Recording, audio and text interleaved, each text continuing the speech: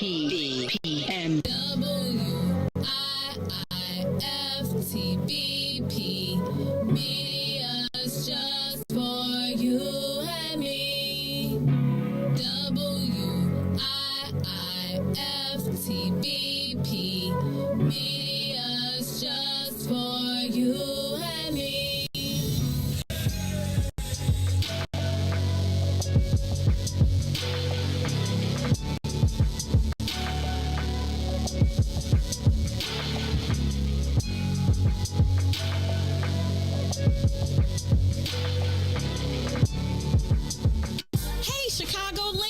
All roads lead to Solo Beauty Supply, the largest Black-owned beauty supply in Chicago. We carry a large selection of natural hair care products, plus much more. So come see us at one of our two locations, located at 9011 South Ashland or 8158 South Cottage Grove. Our inventory is growing, and with your support, Solo Beauty will continue to be a source of pride in our community. Jackson. Tune in to the Maze Jackson Show every day, Monday through Friday from 6 to 9 a.m., where you can catch us on YouTube, Twitter, Twitch, and Facebook Live. Plus, from 6:30 to 8, you can get us on WBGX 1570 a.m. That's right, it's the Maze Jackson Show, where every single day we ask the question, what's in it for the black people? And if you don't like it, you can still tell them. Maze said, we out of here. Peace.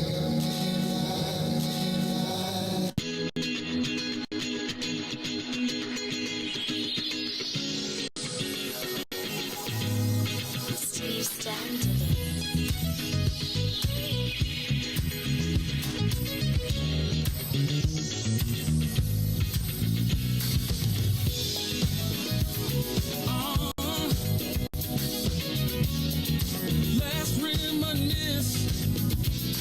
Yeah.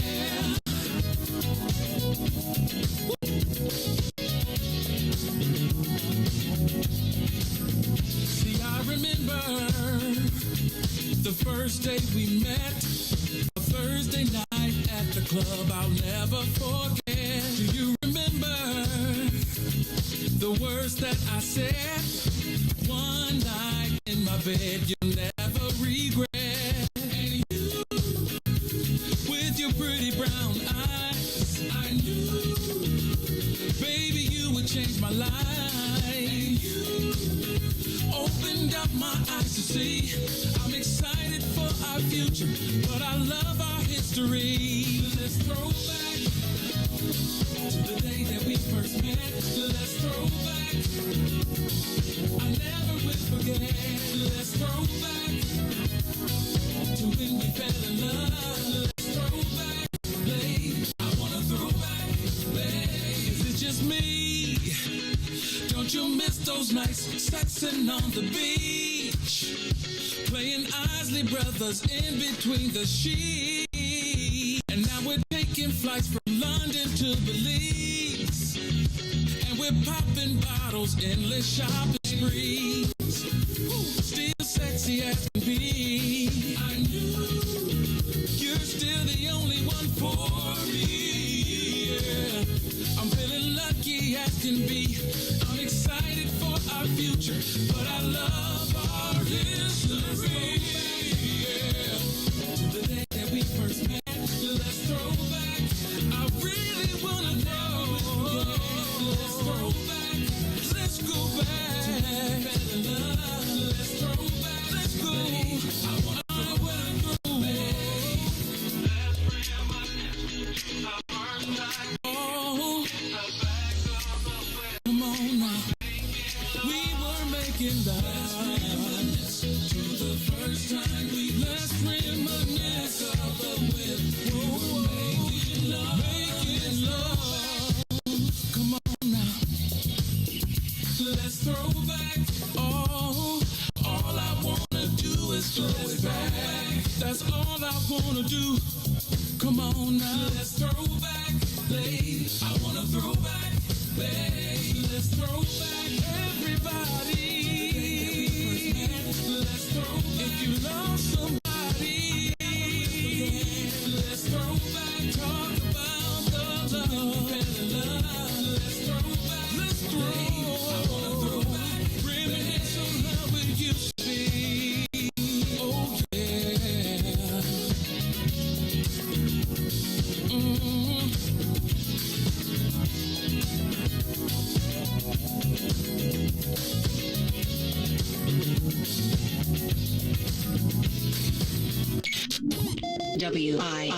WIFTBPN. Uh-oh, what's in it for the black people? You are listening to the most dangerous show. It's What's in It for the Black People Radio. Maze Jackson. Maze Jackson, the most vociferous advocate for black people in the world.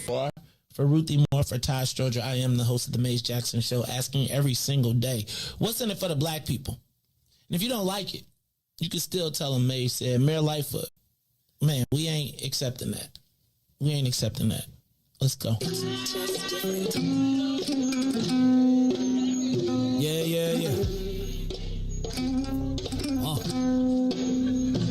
Let's get down to business and go ahead and address the facts, man. Lightfoot seems more lesbian than black. Rahm Emanuel's another case. He was just as tired. 50 closed schools left much to be desired. Police had Anjanette naked on that body cam. They suppressed the footage so it couldn't touch a lot of hands.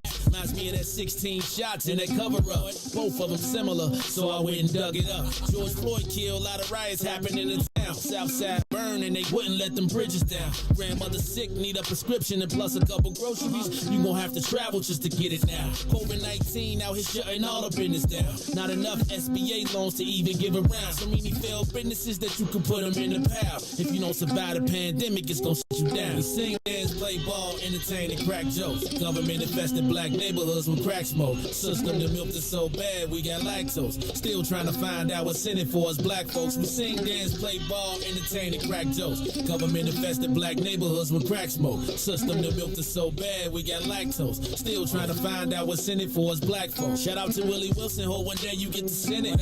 We need some different players in the game to handle business. Too many shady characters like Madigan and Blago. But when you really break it down, it's typical Chicago. City full of gangsters, it's what the land was built on. Same streets with hood legends, DNA get spilled on. Carjackers out here lurking, trying to get they steal on. Looking for a block to put them Hellcat wheels on. Let this give bogus appraisals a red line. Car crackers out here getting minimal fair time. And I'm concealed carry, I stay with the pipe. But Illinois gun laws giving minimal rights. Stay up on the swivel, make sure I'm moving tight. Check all of my mirrors when I pull up to the light. Pick my homie up from out of town, man, he caught a flight. He was hella nervous, told him, shorty, this is a way of life. We sing, dance, play ball, entertain, and crack jokes. Government infested black neighborhoods with crack smoke. System that milked us so bad, we got lactose. Still trying to find out what's in it for us black folks. We sing, dance, play ball, entertain, and crack jokes. Government infested black neighborhoods with crack smoke. System that milked us so bad, we got lactose. Still trying to find out what's in it for us black folks.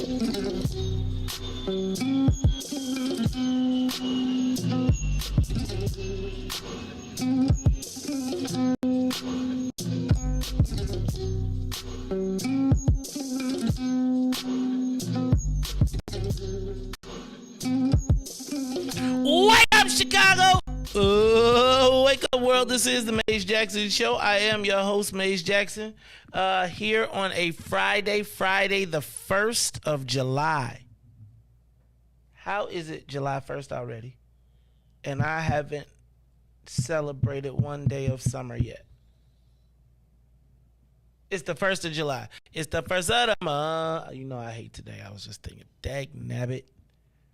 Ruzzle, frizzle, frizzle, frizzle, frizzle, rizzle, frat! It's freaking payday! Going into a weekend, so that means that everybody's gonna be spending money, having a good old time, thanks to me, and I'm gonna be around this mug like gosh to the friggin'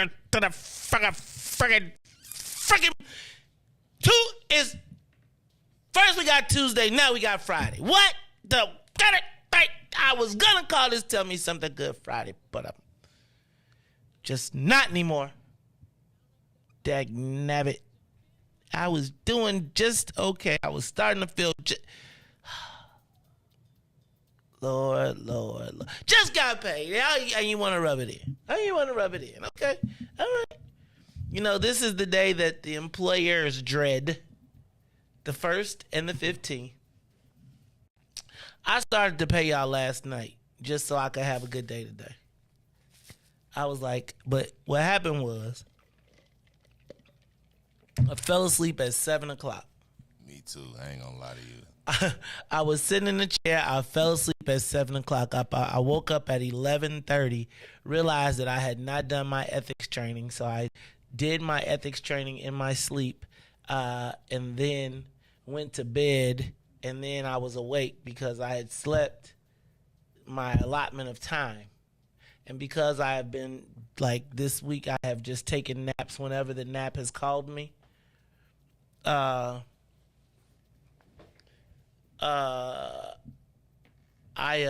went to sleep. And I did not pay y'all. And so then I started to do it this morning before the show. But then I was like, if I go over here and Riis hours ain't on this board, then it's going to really be a bad day. Right? I said, if I go over here, I said, I can set myself up. And I said, but if I get up and I walk over here and I got everything ready to pay and I can't pay everybody, I'm going to have an attitude. So I'm going to say that somewhere between now And the time I walk up out this mug, I hope that my wish comes true. I hope that I said to myself, now I said I could walk over here and make myself mad and know better, or I said I could not do it to myself. So I am going to just imagine that everything is where it's supposed to be, and everybody knows that this was one of them weeks where I really don't want to mess around.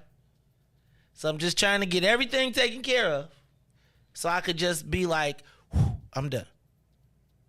So instead of doing what I would typically do, which is prove myself right and make myself mad, I said, you know what? I could learn from my mistakes. I'm not going to upset myself today. I'm just going to know that my man has handled his business by the time I walk up out of here, so that I do not have to belabor the point. I do not have to be at 3 o'clock looking around like dag nabbit. But it's all good, man, because this is a Friday. And the more and more I look around, I just keep on. What's that song? You keep on blessing me, right? That one too. So that's another one where I might have to, man, Church Chicago, man, it's a lot going on. But I do feel like I'm gonna be a lot freer. So we got a lot to talk about. This is the Mace Jackson Show. I'm your host, Mace Jackson, on a Friday, July 1st. Gotta say what's up to my man, DJ Riis the Ruler. DJ Riis the Ruler on the ones and twos. Part of the Sleep at 7 Club. What's up? How you feeling today, Riis the Ruler? DJ Riis the Ruler. That's the Lord. Man, he gave me some good rest. I actually went to sleep. I probably went to sleep at like 5, really, because I woke up to see the little free agency buzz, but I couldn't stay up for 10 minutes, Joe. And then I went right back to sleep, and then my girl, she went Ubering, so she came in, and I went up since like 4:30. But it's like one of them wake up is when you wake yourself up and the alarm clock don't wake you up, so you feel a little different when you wake your own self up. You be like, you know what, I'm up. So I got up, man, got ready, and came through here. But yeah, man, it's dude. You said, Riis, you said that like you got here at 4, like you got here at 5:45. Riis, you got here at 5:50, at 4:50. I mean at 5:50. Well, to be honest, I really get here at like 4:45. But you sit in the car. I got my little unwind. You know how you do it. And then I come up. Got it. Like I see you parked. It's like a little red car behind me. And I always peep everything. But yeah, but yeah, it's a good day though. It's Friday. I dread the first just like you do. You know how it go in my hand and go right to the my landlord. It's just like a transaction, like boom. But yeah, so it's good. It's good. It's gonna be. It's July. We already halfway through the year. That is crazy. We already halfway through 2022. The summer only been here for like a week or something. Finally. So I'm starting to really enjoy that. But yeah, like I didn't actually plan me some little summertime things already. So I have not had the opportunity to really look at the calendar. It's chosen few weekend too, and I don't know if if I missed it, maybe I just been in the zone. We're gonna talk about that too, because I know chosen few weekend used to be the black holiday. Riis, have you been to chosen few? Please tell me. Never. The West Side is like a different. Wait, say what? It's in Chicago. The chosen few? Yeah. You see that? I gotta tell you. I'm for real. Like, I'm not joking. Like I never. You've never heard of the chosen few? I probably didn't heard a couple of times, but Riis is the biggest. So I hate house music. But it is the biggest house music event. But it's not just house music, because it's like the biggest reunion of Black Chicago. It used to be. I don't know what it is now. But boy, for they had about a 10-year run. I think the Obama Center gonna jack them up a little bit, but it's interesting to see. I don't even know where Chosen Few is. Is it still in Jackson Park? We're gonna talk about that, because I want y'all to tell me and put me up on what's going on this summer, because I have completely been out of the mix. We probably need to get Cousin Juan in here at some point to give us a summertime shot update. Or Auntie Neil, since she is the queen of all the festivals now. But Reis, it is Friday, man. You blessed by the best. You already know the rest. You got you some good rest. The Lord said bless. So I guess this is what's next. Let's get the soul plane up to 60,000 feet. We are up, and away. Alvin tells me that the chosen few is in the same spot. I do want to know who's going this weekend. I want to know what y'all doing for the 4th of July. I'm going to ask that too. Because I feel like maybe did Juneteenth take some gas out of 4th of July for black folks? I want to talk about that a little bit. Reese like, hell no, I'm barbecuing like a mug. Oh, no, I'm attending somebody's barbecue. hey, Juneteenth, and then I attend everybody else's on the 4th of July, so. So you did your own on Juneteenth? Yeah, like that's like our little family gathering, so yeah, after that. What you mean? It's like, dog, we just got Juneteenth last this year. You been Juneteenth? Yeah, I can show you. We actually been this was so I've been knew about Juneteenth as a child from my aunt. My son's birthday is actually Juneteenth, but we actually already been celebrating Juneteenth as our holiday for like 4 or 5 years. So like before it was like a little national thing, we actually started that already. And then it came like 2 years later. Oh, really? Hey, man, well, I'm going to tell you. It is the 4th of July weekend. Well, it's 4th of July Monday, but the weekend kicks it off.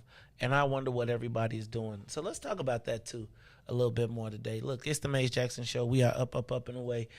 In case y'all did not know, Ketanji Brown Jackson was sworn in yesterday as the first black woman in the Supreme Court history. Shout out to Ketanji Brown Jackson. Hold on. Well, we're going to keep talking about it, but I do think that the imagery of it was, I be feeling like, I know y'all be mad at me and stuff, but I do, like, it was interesting to watch or to read. Hold on, I'm trying to see who did it. Okay, yeah. It was interesting to look at the visuals that coincide with the story, if that makes sense, right? So if you read the story, and I know I'm going to be hated.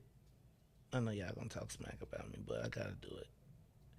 Y'all been stifling, muzzling me for all this time.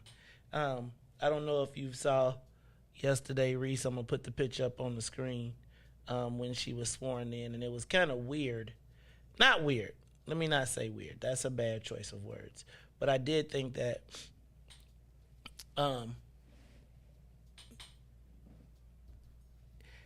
it was like Ketanji Brown Jackson sworn in as first black woman on Supreme Court. And I feel like now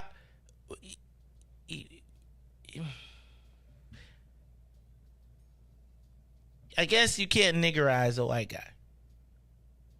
You know what I'm saying? Like, hey man, I'm all good, but I do think like it was right when you read all the stories and they talk about the inspirational component of it for black women and black girls, and I'm 100% okay. I do think that it's inspirational, and I don't want to be viewed improperly in this situation, but I do think that there is something to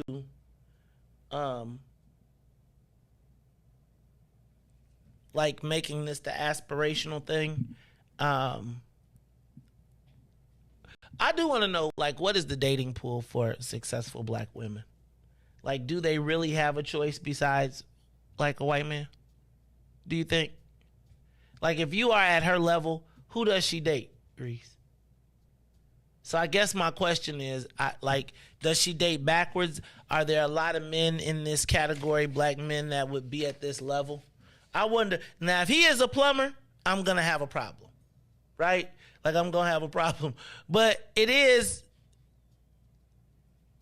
I mean, it's like it's the front page. And it's like, if you go inside the paper, right? And I'm going to take this off. if you go inside the paper and you read kind of the stories about it and like the glorification of it, I'm not bugging. I really am not. But I want you to, it's like, for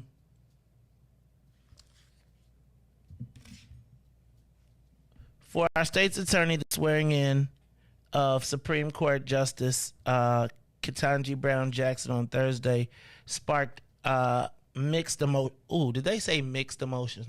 That was not me. That was the paper. Mixed emotions. A disheartening feeling that it took so long for a black woman to rise to the nation's top court, and elation that it finally happened. I think that Ketanji, her name, and the way she wears her hair and her skin tone, and what means for me as a dark-skinned black woman lawyer to see myself reflected in her presence, and she's brilliant, is what I'm happy my daughters get to see, Fox told Chicago Sun-Times on the thread. It's like I feel like the imagery, even in all of it, like if you're watching the show, can you see like you see what I'm saying?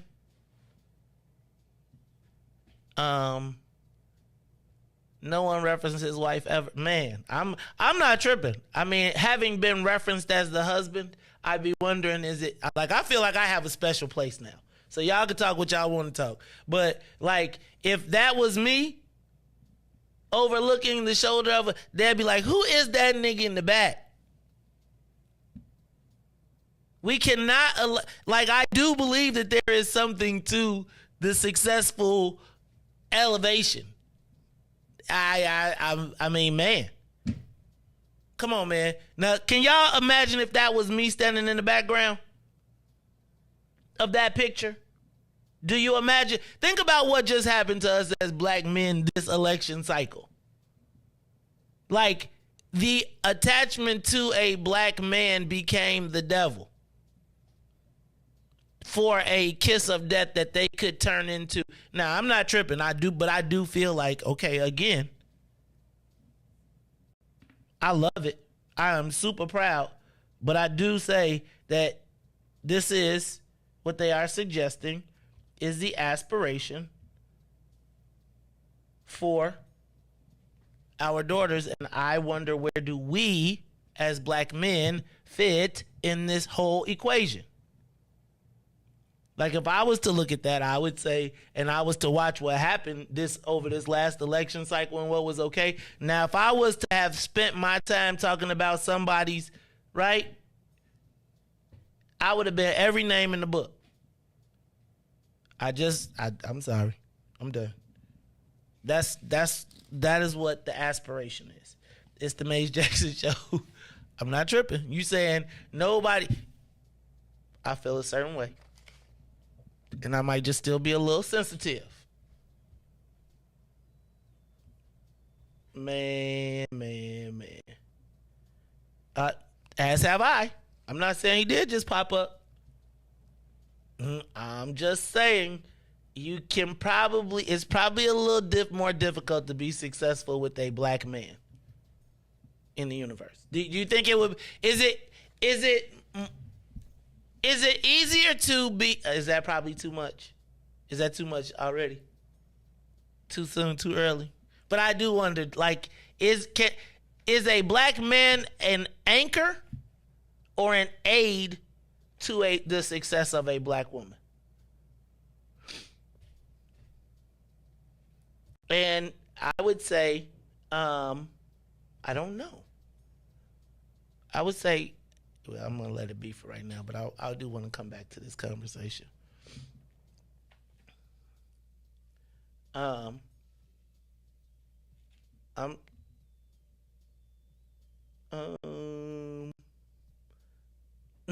just saying, you become, I don't know.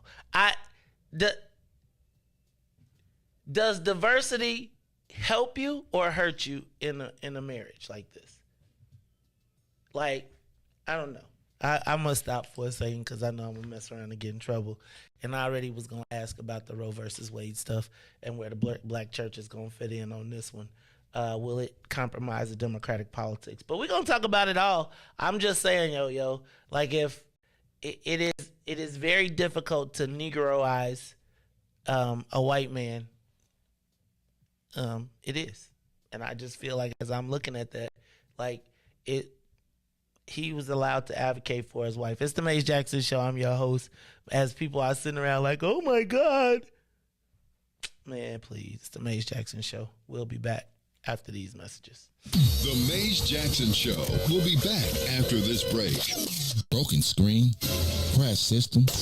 Are you in need of spyware or virus removal from your computer? Well, contact RPC Computer Repair in South Shore and let us help you with all your computer repair services and print needs.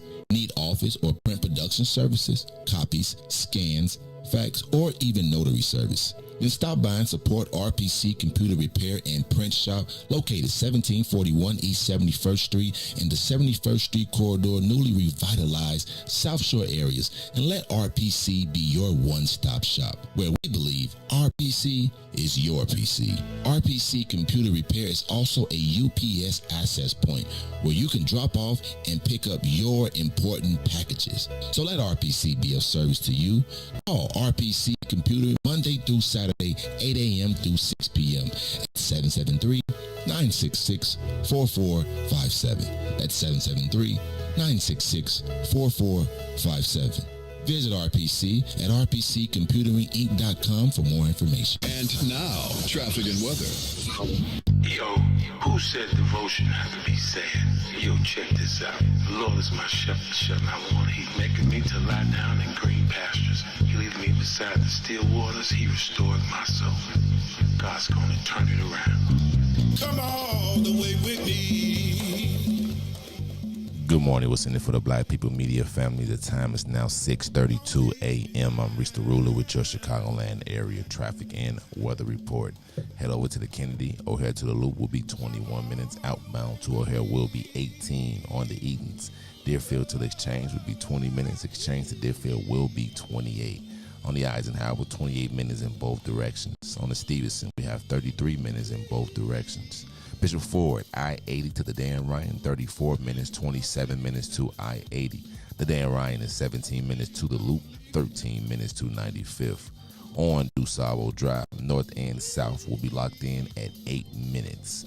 Today's weather, it is currently 75 and partly cloudy. Today will be a high of 81 with a low of 68. I'm Riis the Ruler. Happy Friday here on The Maze Jackson Show.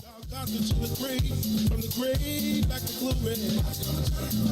Oh, Gethsemane, God to the grave, from the grave. Glory to Gethsemane, God to the grave, from the grave back to glory. Oh yeah, oh yeah, oh yeah. Come all the way with me. Don't leave me now. Come all the way with me. Please.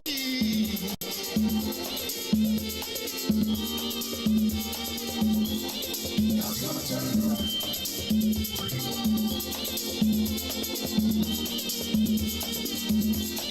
God's gonna turn it around.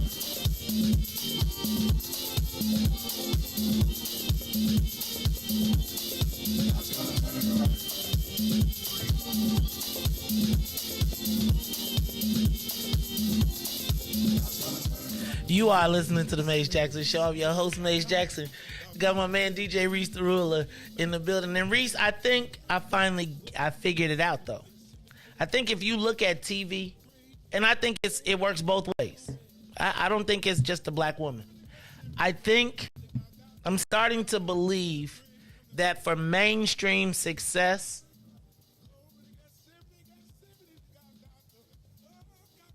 black people need balance for white people. if that makes sense. Right? Like, to be perceived as less dangerous, less criminal, less thug, successful black men marry white women. In some cases, in a lot of cases. And conversely, I think that what we're starting to see is our most successful, let me not say conversely we're able to see, but what I do see, or what I would take away from this, is the white man is looked at as a steadying force in his wife's life and validates her with white folks. For the black man in athletics or business, from Michael Jordan to sports athletes to Clarence Thomases of the world, the white woman becomes their escort or their stabilizing validator in the white community as they seek to climb the ladder. I think about Hubert Davis when he stood up and said, I have a white wife and we can't be talking this black stuff. And I don't think that there's any difference. So ladies, don't be upset. I'm saying that I see it kind of the same way.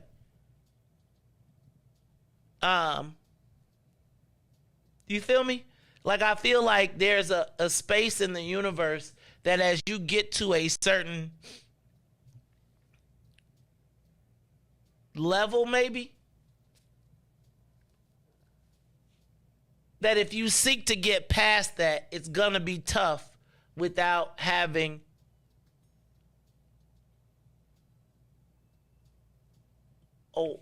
kind of like a white life. Not life, wife, but life. Like a white validator or validation. Because I do think, like, seriously, could you imagine? I think about like Doug Emhoff standing in the background and, you know, being brought up and like, have we ever seen any inference where even if the husband, like in the case of like, say, a Jan Schakowsky, like her husband was like arrested and went to jail for stuff. I believe that's the case, allegedly, for dirty tricks and kind of stuff. My question becomes, like, why is it different? I mean, can you ascend to the highest levels without, like, beyond Barack Obama? Like, who made it to the top? Give us a call, 872-259-7474. The phone lines are open, 872-259-7474.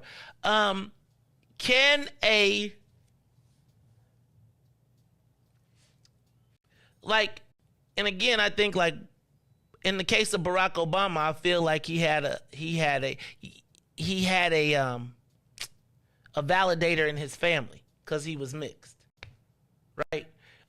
Mo, you say Jay and Beyonce, and I say in the space of entertainment, right? They've transcended, but they rose through entertainment. But in business, in sport, like, can you become the face of the league? Like, can you become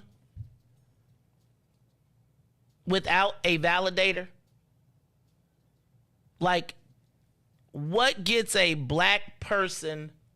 I feel like, do you think there's a limited dating pool for black people in a level of success? Like Riis, I would look at Ketanji Brown Jackson and I would tell you that probably if she showed up at the Black Law Association meeting, I don't think that all the brothers would be all over her. Right? And so I do wonder, what is the option? Like, I think about when I was growing up and there weren't a lot of I don't think there were a lot of options per se for me when I was a kid. right? Because I wasn't a basketball player and I didn't, not a basketball player, but I wasn't very athletic and I was kind of always with the smart people, right? And so that wasn't necessarily a process. Oh, I would give you, that's a good one, Henry. LeBron and his wife. But like, who are the most successful? I do think you have to have white I don't think that you can make it to the top of corporate or politics without white validation. I don't think you can be unadulteratedly, right? Like, and I think like, even if you look at, for instance, let's say, what's her name? Marilyn Mosby. Right now, remember when she was a superstar? Like now, not only did she lose the case, but now they're suing her, right? I think that when you look at successful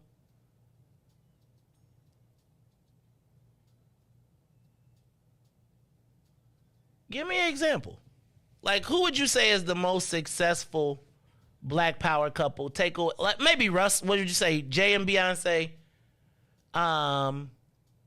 Russell and Sierra, Barack Obama and Michelle Obama.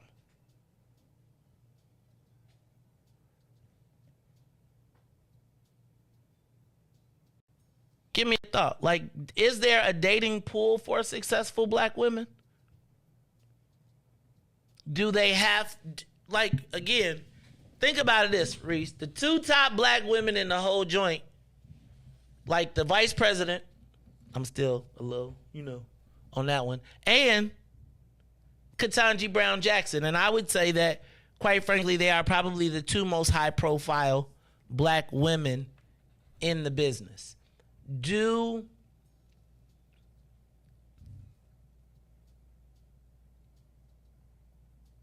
they inspire?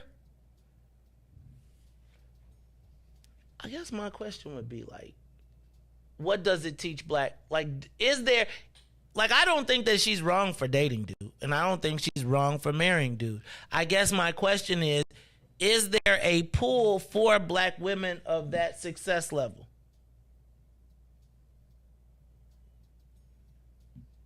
Ooh, Lori Lightfoot, Toni Preckwinkle, right? Like, the ascension. No, I'm giving Kamala Black. But I mean, like, pay attention to where does success. Reese, you being real quiet. You nervous? You think we don't get? They ain't gonna write a letter about this one. We in this. We half of this conversation. Nah, I don't think it's I mean, it all depends on how you look at it. Dating pool, I guess, on that level, it's some definitely successful. It's a lot of successful Black men that is on her level. I don't know if the pool is as big as You think there's a lot of Black men that's Supreme Court level? Yes, for sure. Really? Not taken? In 22, yeah, in 20. Nah, I don't think so. Yes, I guarantee it. It just, and are they dating Ketanji or are they dating an Instagram star? Right? Like, I think there's another part of the conversation, right? Sure. Like, she's exotic to him. To a lot of brothers, that's not exotic. Right? So, I gotta ask you. Magic and Cookie. See, look at y'all with y'all. Okay, Magic and Cookie. Are they like, okay, I'll give you that, Magic and Cookie. Dude, I don't know, man. I just think that there is, give us a call, 872-259-7474. Is there a gender, education, and economic gap between successful Black men and women? And can you ascend as a Black, like, can you climb to the top as a Black, Melody Hobson, George Lucas? She got the, like, who? What Black woman has won with the Black man besides Barack Obama? That's a good one. I got some good ones coming in. Right? Like, real talk.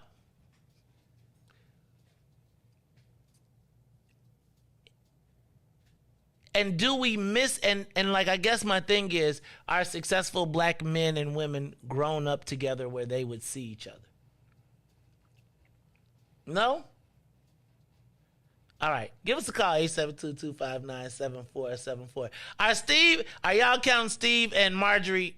Like, I don't know if I count, like, I don't know that Steve. Yeah, now, y'all talk about Instagram influence. I'm talking about, like, power, money and power.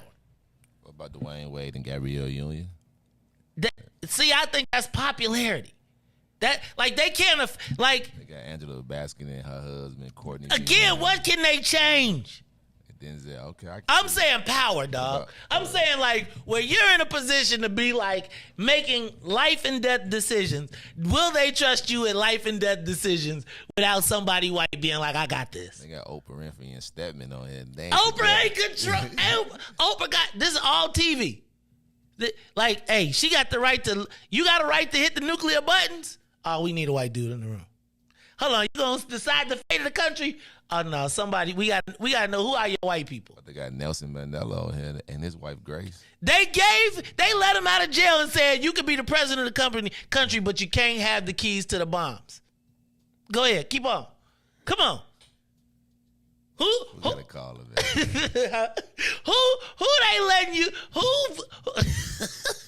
Just think about it though, Reis. You give it to me, I bet you I'll show you why they ain't letting them go without no white folks. It's the Maze Jackson Show. Give us a call, 872-259-7474. What's up, caller? You on the Maze Jackson Show? Hi, Maze. Am I on with you? Hey, Uncle Rosie. How are you, man? I'm doing fine. You know, the subject is one that I've dealt with all of my life. I'm not heroic enough to enter into interracial marriages. I have considered it as a young man, virile and full of life.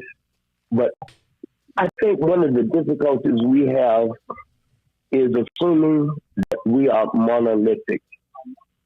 We're not one people. We're not one desire. And we're not just an army of foot soldiers. And if we begin to look at the complexity of our race, we find that we have representatives on every strata and every level of existence. So there are those who will be able to intermarry. They need to intermarry. And many of them will carry the seed of their origin with them. So we need to look at focus on the war itself. And I think every person, black, whether they masquerade or how well they masquerade, they know who they are. And we are going to come together because we love them. We love the foot soldiers. We love the ghettos. But each one occupies his own space and time. So, hey, let them be. Let us enjoy ourselves. But know that wherever you are, however small your contributions are, you contribute to the advancement of our identity. What say you, Brother Mason?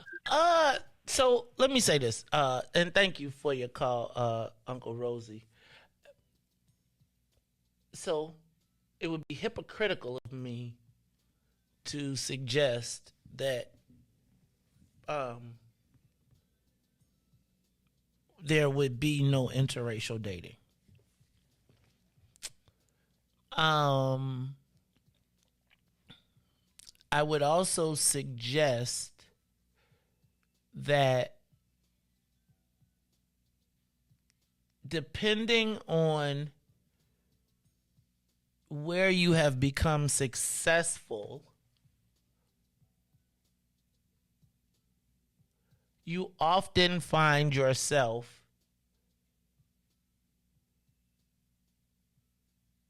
alone. And if after a while being alone, you start to adapt to your surroundings, And I'm not going to say that anybody is wrong for who they love. But I do think in the power dynamic for white people, for them to fully invest in you, they have to know that they have someone in your camp that can keep you from becoming radicalized, if that makes a sense. Right? Like, you can't afford to have the vice president of the United States who sits next to the throne to wake up and be pro-black uncompromisingly. Because if she wakes up uncompromisingly black and looks at what has happened to our country or what has happened to black people in our country, she could lose her empathy for the white folks that are there. Conversely, the same thing happens to black men, right? Like, the higher you get or the closer you get to power or being able to have what is called power, there has to be a lever. Can you imagine if the president of the United States woke up one day and said, damn it, I'm about to make all of white America pay back for what they've done to us, and I'm going to push reparations, and I'm going to be uncompromisingly, and anybody white gets in my way, I'm going to have a problem with it. You cannot afford to have black people in the highest levels of power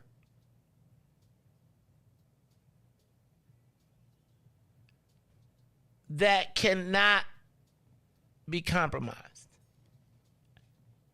You say the VP Jr. has no power until Joe Biden falls off his bike and is in the hospital for 6 weeks or 8 months.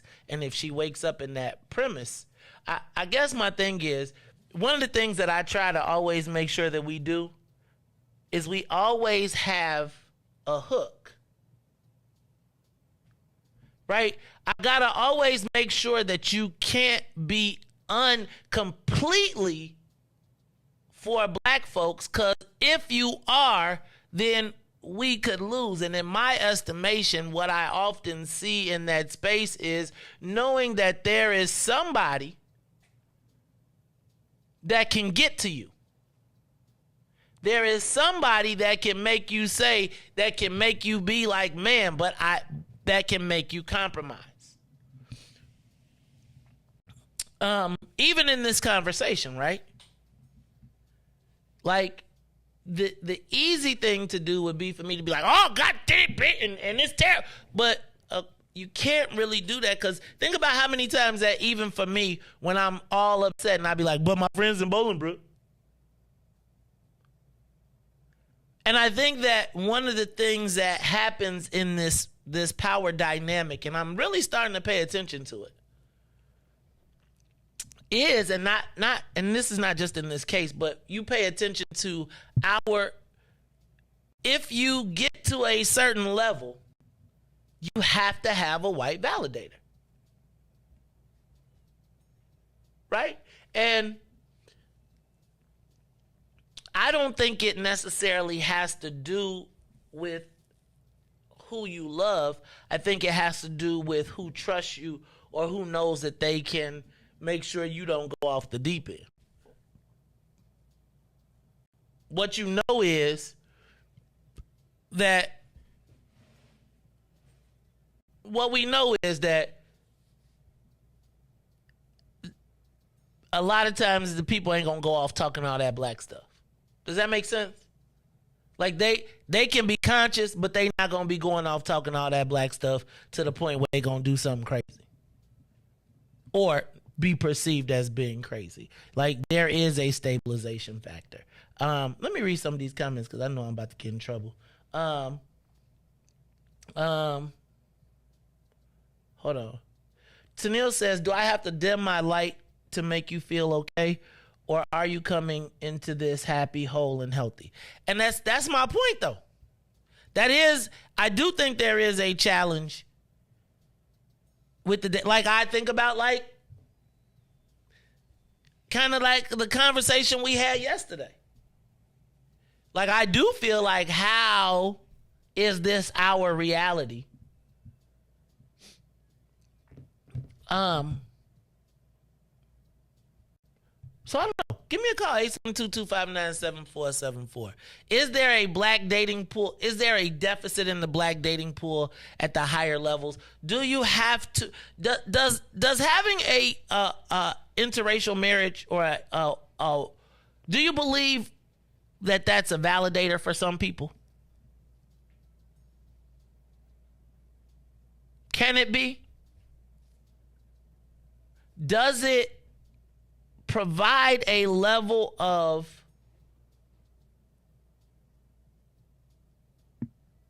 a different connection, a bridge, perhaps? I don't know, man. It is the Maze Jackson Show. I don't, and I do think that there's not a lot of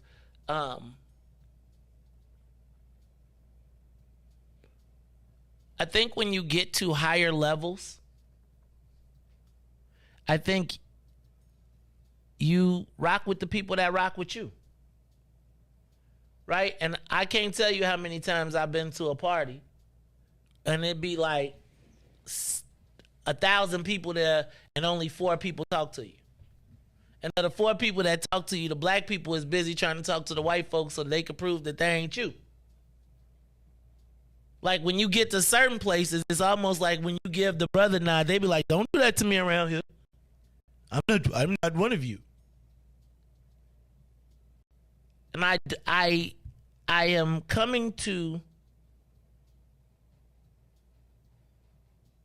what? Y'all better leave first of all, my sister not dating down. She ain't finna get dragged. And I do ask, like, hey Riis, I gotta tell you though, sometimes I do be looking like, for real. Like, I know you, like, I do be looking around like, dog.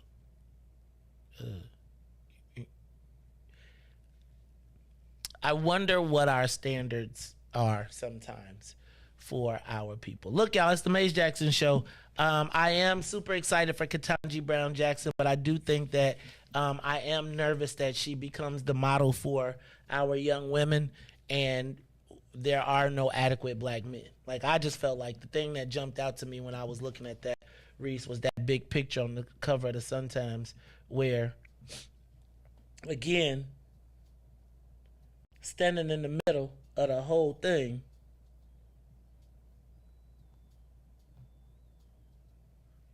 is the white guy. And it's like, I just feel like, could we at least get a grandma, a mom, or something? Somebody in that picture. Can we get like some of the village in there? Something. Like, we got some kids, some aunt, Kamala, at least Kamala brought a niece, right? Kamala was like, look, I got to do this thing right. You know what I'm saying? Now, she was a little lighter. She had different kind of hair. Ketanji did show up with the braids, Joe. So the braids might have made it enough. All right, y'all, it's the Maze Jackson Show. Look, I'm going to let this be, but I do think that we need to be, I do wonder, what is the example? So can I say this? I feel like there's nothing wrong with her loving who she loves. I do feel like it's kind of slappy in the face-ish for that to be the picture, and then to be like, this is what we've kind of waited on. And I do wonder sometimes, am I wrong to want to see, like, this to me is the commercials that we see, right? This is the actual embodiment of it. And I guess I'm not bugging out, but I do wonder, is this the future? And if the future is for black women and white men, where does that leave black men beyond easier to attack. Look, y'all, it's the Maze Jackson Show. We'll be back after these messages. The Maze Jackson Show will be back after this break. Maze Jackson. What's up, Chicago? This is your man, Maze Jackson, host of the Maze Jackson Show. You hear me every single day ask the question, what's in it for the black people? Well, finally, y'all, we've got an answer, and it's called the Black People First Party. Meet us every Saturday from 10 a.m. to 1 p.m. at TP, located at 5401 South Wentworth, Unit 17E. That's in the mall at the 55th and the Dan Ryan. And you join us every Saturday where we are taking our politics black.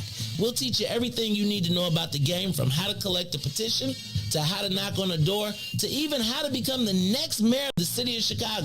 That's right, y'all. It is the Black People First Party. Meet us every Saturday, 10 a.m. to 1 p.m. at TP, located at 5401 South Wentworth in the mall at 55th and the Dan Ryan. And if you don't like it, you can still tell them, Maze said. This is a black people thing you wouldn't even understand. Maze Jackson.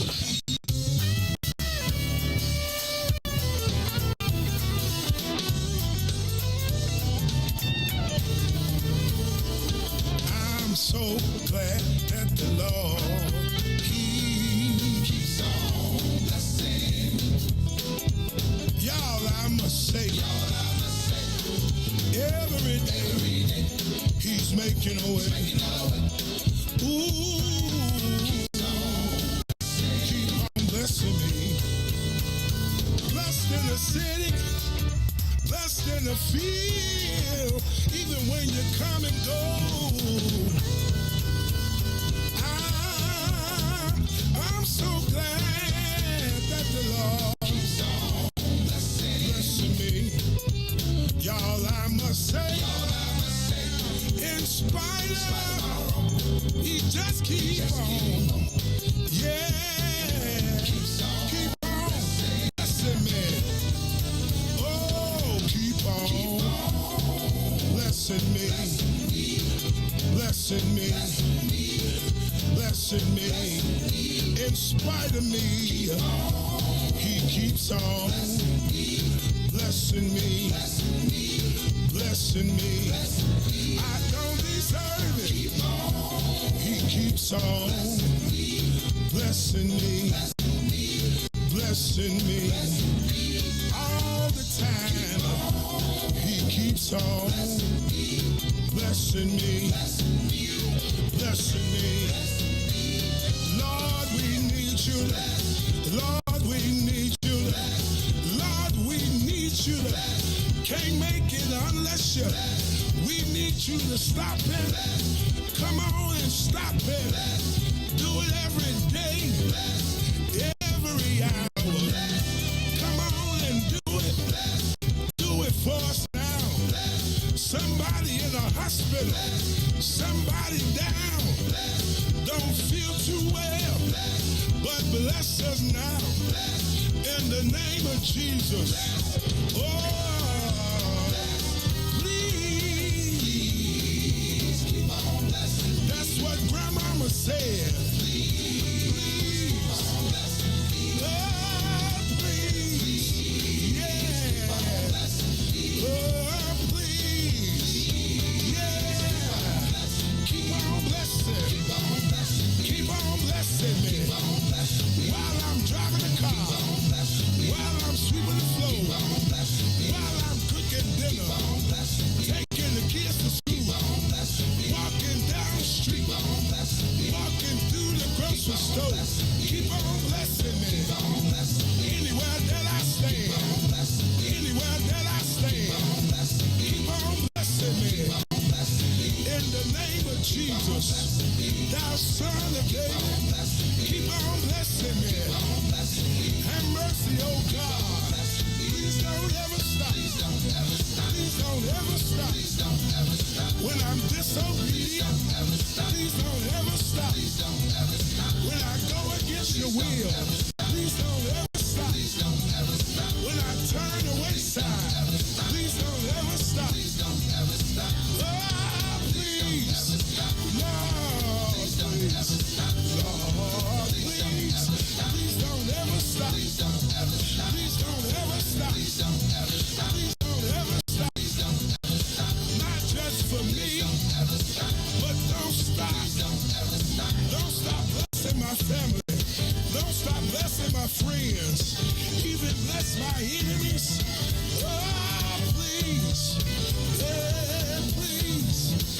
Back to the Maze Jackson Show. You are listening to the most dangerous show. This is What's in It for the Black People Radio. Maze Jackson. Maze Jackson, the most vociferous advocate for black people in the world.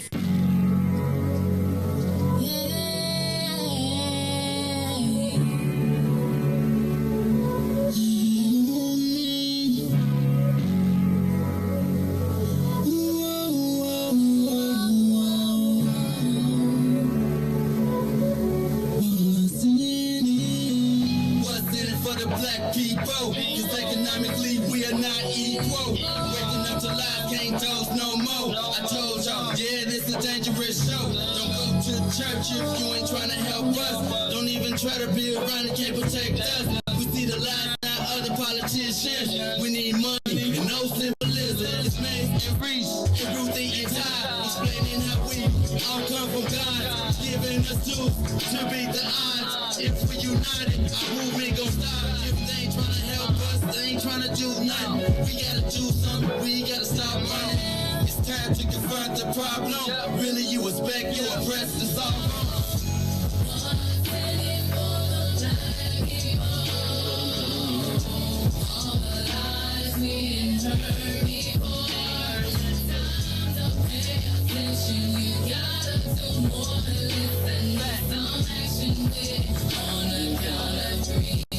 Wake up, Chicago! Wake up, world. This is the Maze Jackson Show. I'm your host, Maze Jackson.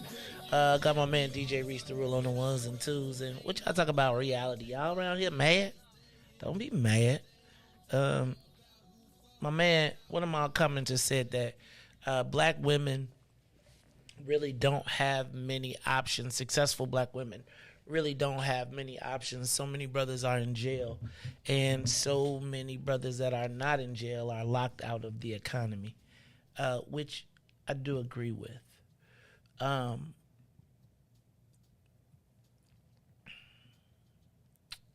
think my biggest thing, and I'm gonna let it rest at this, is the imagery, which is real in reality, and I would never tell anyone to deny anyone that they love. I do believe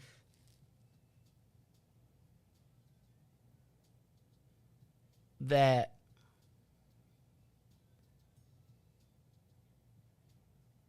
there are certain things that must be in place to reach the highest echelons of power, particularly for black people. And I'll leave it at that. I don't think that is not to slight Ketanji Brown Jackson. That is not to minimize her blackness. I do think it's kind of, my thing is when they say this is the image for all little black girls and stuff, is you just hope that somewhere in there that the picture is, and I think we got it with Barack Obama, so I'm not going to bug out. But I think it's still, the Barack Obama premise still verifies my point, because his validator, he already was white validated. He, as Harvard, as all of that stuff. I think he got Michelle as the black validator. I'm not bugging out again at all. But I do think that there are things that you have to do to make white power brokers comfortable that you won't ever become too black with the keys to the kingdom. It's why there are circles that you can get into.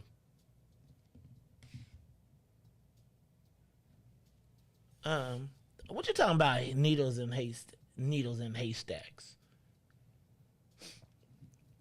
There are plenty of successful black men, but I even think those black men have the same situation. I do. And I would challenge you to tell me, show me power and show me, like, true power and show me where it's not. It's the Maze Jackson Show.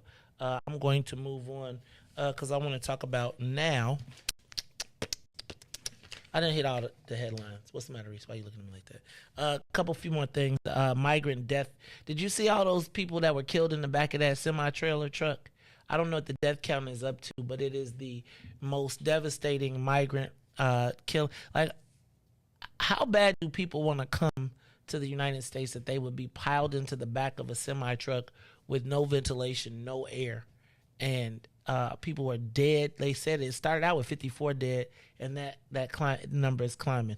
Did you see the Big Ten added USC and UCLA? Like the Big 25 now? Like, yeah, it is. And man, I feel like they should change it to the big whatever it is. That right. I think here's what I think with this. With the name, image, likeness. What is it? Name, image, the NIL deals. I think that now these conferences are power lining up, and I feel like it's gonna be like 2 leagues, Reese. Like, I feel like all these little conferences gonna be garbage. All the big teams gonna be like East and West, gonna be like SEC versus Big Ten, and those are gonna be the 2 leagues, and then they gonna break it up into it's gonna be like the NFL and the NFC and the AFC very shortly, because all the money is going to go to the big leagues. Like, who wants to pay to watch? And now you got these teams, these leagues where you'll be able to, like make a whole division within a conference. So they're going to have a whole new schedule. I think that is crazy, man. Hey, man, USC, UCLA, like that. So what's the Rose Bowl now? The Rose Bowl is all Big Ten thing now? I don't know, man. Think about that, like, because after the Rose Bowl it's in the national, what you call it, the playoffs.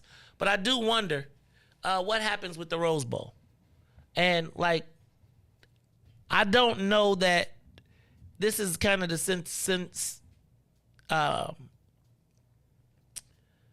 don't know that this, Reese, is something that I kind of like. Like, I understand that these conferences got all the stuff, but, like, I feel like I don't recognize college football anymore. Like, I was a Big Ten guy when it was 10. I remember when Big Ten and they snuck the 11 in there because we added Penn State. That was I was there when they added Penn State. I was there when Curtis Enos came to U of I. Right? And now my question is, what league are we watching? Okay. Don't know if you all know minimum wage. First of all, let me just say this. I really feel a certain way now, especially now that I found out that minimum wage is just now increasing to $14.50 in Chicago. Reese, I've been ahead of the game for a while, man. Now, I know I ain't that far ahead of the game, but I've been ahead of the game for a while. But in case you are a worker now, next week, in 2 weeks, you should see if you were getting paid minimum wage, you should see an increase. The minimum wage will now be $14.50 an hour in the city of Chicago, $8.70 if you are a tipped worker. $8.70 if you're a tipped worker. NBA free agency. Reese, I'm going to let you tell me a little bit. What happened in the free agency? I know we picked up Andre Drummond. Is that a big thing? Is that any good? We definitely needed some size down there. We didn't have a established center down there, and we saw that. What? Okay, how is Vukovic? Ain't he like 6'11", man? Yeah, but he a power forward. Hey, man, this that. He a power forward. He a forward. Wasn't Mark Aguirre a power forward at like 6'4"? Yeah, but that was a different league. He was that was a different league. But he like a power forward. Like Anthony Davis is not a center. He a power forward. He's 7 feet. Like some people, even though they got the height, they can't bang. Exactly, man. They can't bang. Andre Drummond is a double machine. So I think him down there with Vujicic we should be top 5 in rebounds for sure. Which would give us more second chance points, more chance to score. But KD lit the free agency up yesterday by requesting that trade from Brooklyn. Hey man, KD is. They gave up everything. They did everything they asked them players to do, and now the Nets look like they're gonna be bad for another generation. Yeah. They ain't been, man. You know what, man? The Nets ain't been good since they got rid of Darren Williams, man. Darren Williams, man, U of I boy. That boy was cold for a minute. Now you're a boxer. What happened to him? He was killing coaches. What you mean? He was Darren Williams went over there, and what was the coach that coached the Utah for all them years? Sloan or something like that. He went over there bad mouthing him like Sloan, like fool. I want to get Mike, so he got him fired. And after that, they let him go to like somebody else. He killed their coach. Yeah, man, he was a coach killer. Really? He was a coach killer. Okay. Yeah, but he was good though, man. That pick and roll, and what was crazy is that he wasn't even a star like really in U of I. Yeah, he was. D Brown was the star. Speaking of D Brown and Larry and what was his name? What was the other one from here that had played? He went, but Darren Williams went highest in the draft. I know he did. It was like you watch. So D Brown got Luther Head. Yeah, but did Luther make the league? Yeah, Luther Head made it to the league. Okay. Yeah. You know what? So here's the thing. Everybody like D Brown started off at U of I, and he got he took off as the guy, but it was very clear during the championship year who the man was. Like we was like, give it to Darren. Give it to Darren, man. That North Carolina game, man, when Jesus. Anyway, Riis, I was down that. It was just, man. ILL, baby. Yeah, and KD, man, he kinda proved it. Did he say he wanted to go back to Golden State?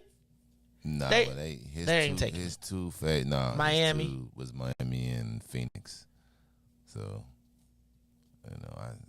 that's his two destinations right now. Irving trying to go to the Lakers right now. Kyrie Irving to get back with Bron. Yeah, I guess he's trying to apologize. Because after he left Bron, and then he was talking about him. Now he's trying to go right back. No, they can't get back because didn't Russell Westbrook say, "Give me my $41 million"? We'll trade him in a heartbeat. They can have. Who gonna take him though? They gotta take $41 million salary though. Yeah, but if the Nets are losing their star players, then you take him because his contract is expiring. This is the last deal on this contract. So you take that. You probably take some picks. But you let that go, and then because you're not really fighting for if you losing Kyrie Irving and Kevin Durant, you kind of know you're not in title contention. So at that point, you try to load up on picks and future and start to build your future from your players. So yeah, that's what I think. So they gonna have to let them go and they finna be terrible again for like 4 or 5 years. All right, well, there goes. Meanwhile, KD, I don't know, man. Somebody get that boy a fade. Get them BBs out of his head. All right. How about this one? State Representative LaShawn Ford is saying that it's time to give prisoners convicted felons the right to vote in prison. My concern is who's gonna be campaigning in the jail. And I don't know if that gives men or women an unfair advantage on which side.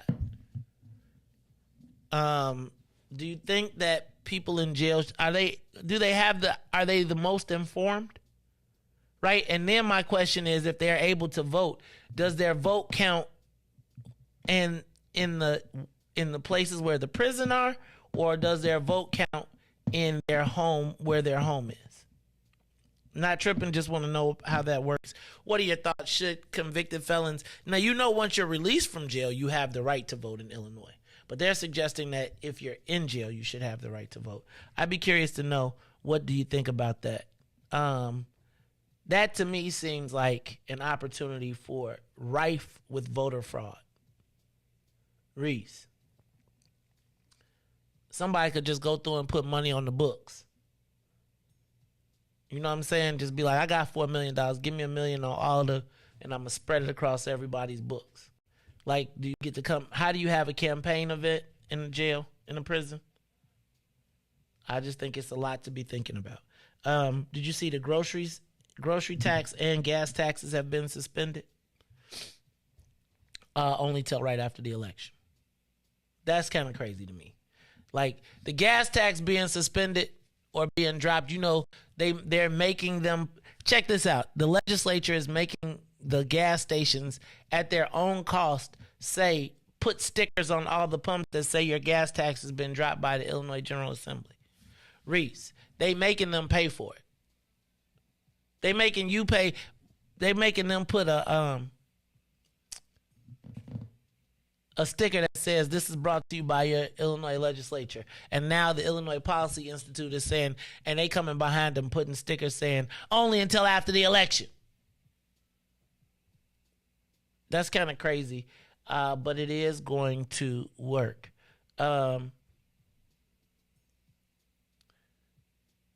Ooh, Tyrone, what you done woke up? Who put a bug in your craw? Wait a minute. So, do you think people should vote in prison or no? Right? It's like, and if they could vote in prison, what can, I just be curious about that. Let's talk about it. How about this one? Speaking of prison, Brittany Griner goes to trial today. Reis, they talking about she could get 10 years for vape cartridges in Russia. Like, have you seen the videos of them leading her around? Like on the handcuffs? So like she tall and they got it, they like on the handcuffs, but the handcuffs got like a chain that you pull them with. It's crazy, Joe. It's like, I was just like, what is it like for a black woman in a Russian prison, 7 feet? I hope you think she could box? For sure. You think so? They probably scared of her more than anything. Reis. You come on, man. But it's 28 y'all. Y'all got the whole deck. The whole deck. That's what they gotta come with. Like, and that's still, even if, listen, that means she's striking fear. If you gotta take 20, that means she's striking fear in there. I feel you. But let's pray for Brittany Griner. And I guess for everybody that was tuned in yesterday, or not yesterday, everybody, all the women in the world, the liberated women in the world, I felt that it was important that you all know that, have you seen the new Beyonce album cover, Reis? For Renaissance?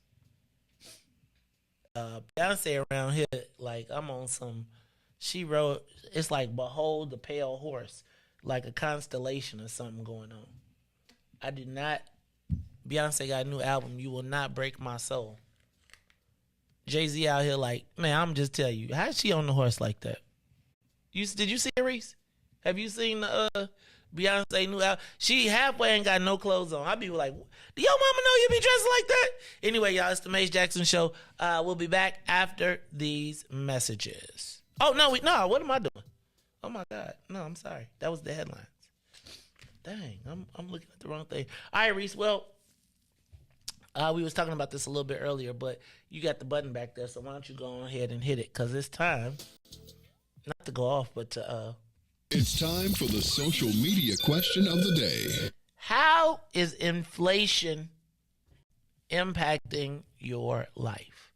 Give us a call, 872-259-7474. Wait a minute, did I say what's up to the Saints?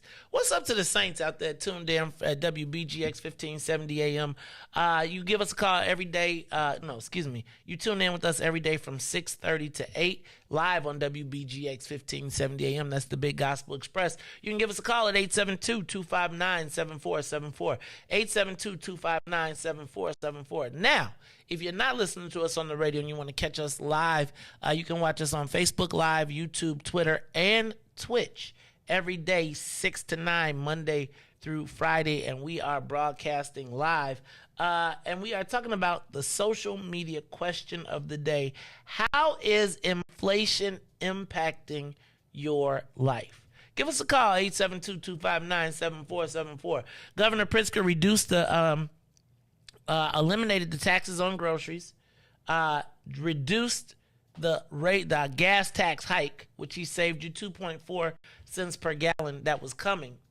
And then on top of that, they have cut the taxes on school supplies.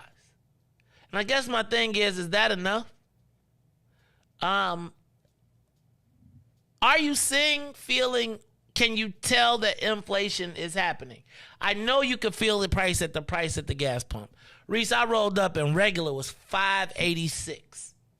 $5.86 to fill up on regular gas. When you get to premium, it's somewhere over $6.50 in some cases. I was wondering, does that impact, like, will that impact what you do? Do you actually think about how much gas it's going to take to go somewhere? And do you think that these cost-saving measures help? Does reducing the gas tax or not raising the gas tax by 2 cents, does that help you? Can you feel the impact? Like, where can you feel inflation the most? Is it at the gas station? Is it in the grocery store? How has it impacted you? Like, Reese, I saw you the other day. Now, I know when you got the Mitsubishi, you be like, man, I'm going everywhere. I don't care what this gas is. You know what? Gas, they used to, but the fact that it's so high now, it's hitting you in the Mitsubishi? Man, listen, because, I used to look, and, I still do because, I guess, like, it's not a lot to fill up. It's probably like 60 to fill. Which is the Mitsubishi? Yeah, now? Now it is. Oh God! Now, exactly. That's what I'm trying to say. So yeah, so it's like 55, 60, but yeah. So it's crazy because I remember I used to can put $20 in that thing, and it'd be almost full. So like now, it's crazy because and it was $2 something. It's almost $6 now, man. It's crazy. I was just thinking like if your gas is $6, $5, and minimum wage is $14.50. You got to work how many hours? You got to work 4 hours to put $60 in your tank. That's deep. That's deep. Have you considered any lifestyle changes because of inflation? Like, have you adjusted in any way? Like, Reese, how have you adjusted? Stay home. Really? For real. Like, if it ain't important or something ain't gonna miss, probably like, man, because it like costs you to like go outside, and then it feel like my gas leaving out quicker. So I don't know what's going on, but now like probably don't really like go out or drive places or can't really take you here or something like that, because it's almost like just you saying take me somewhere is almost like I gotta ask you for like $15 or $20 to for like gas. What? Gas is $6 a gallon. So let me ask a question. If somebody asks you for a ride, would you ask them for gas money? Are we going in the same direction?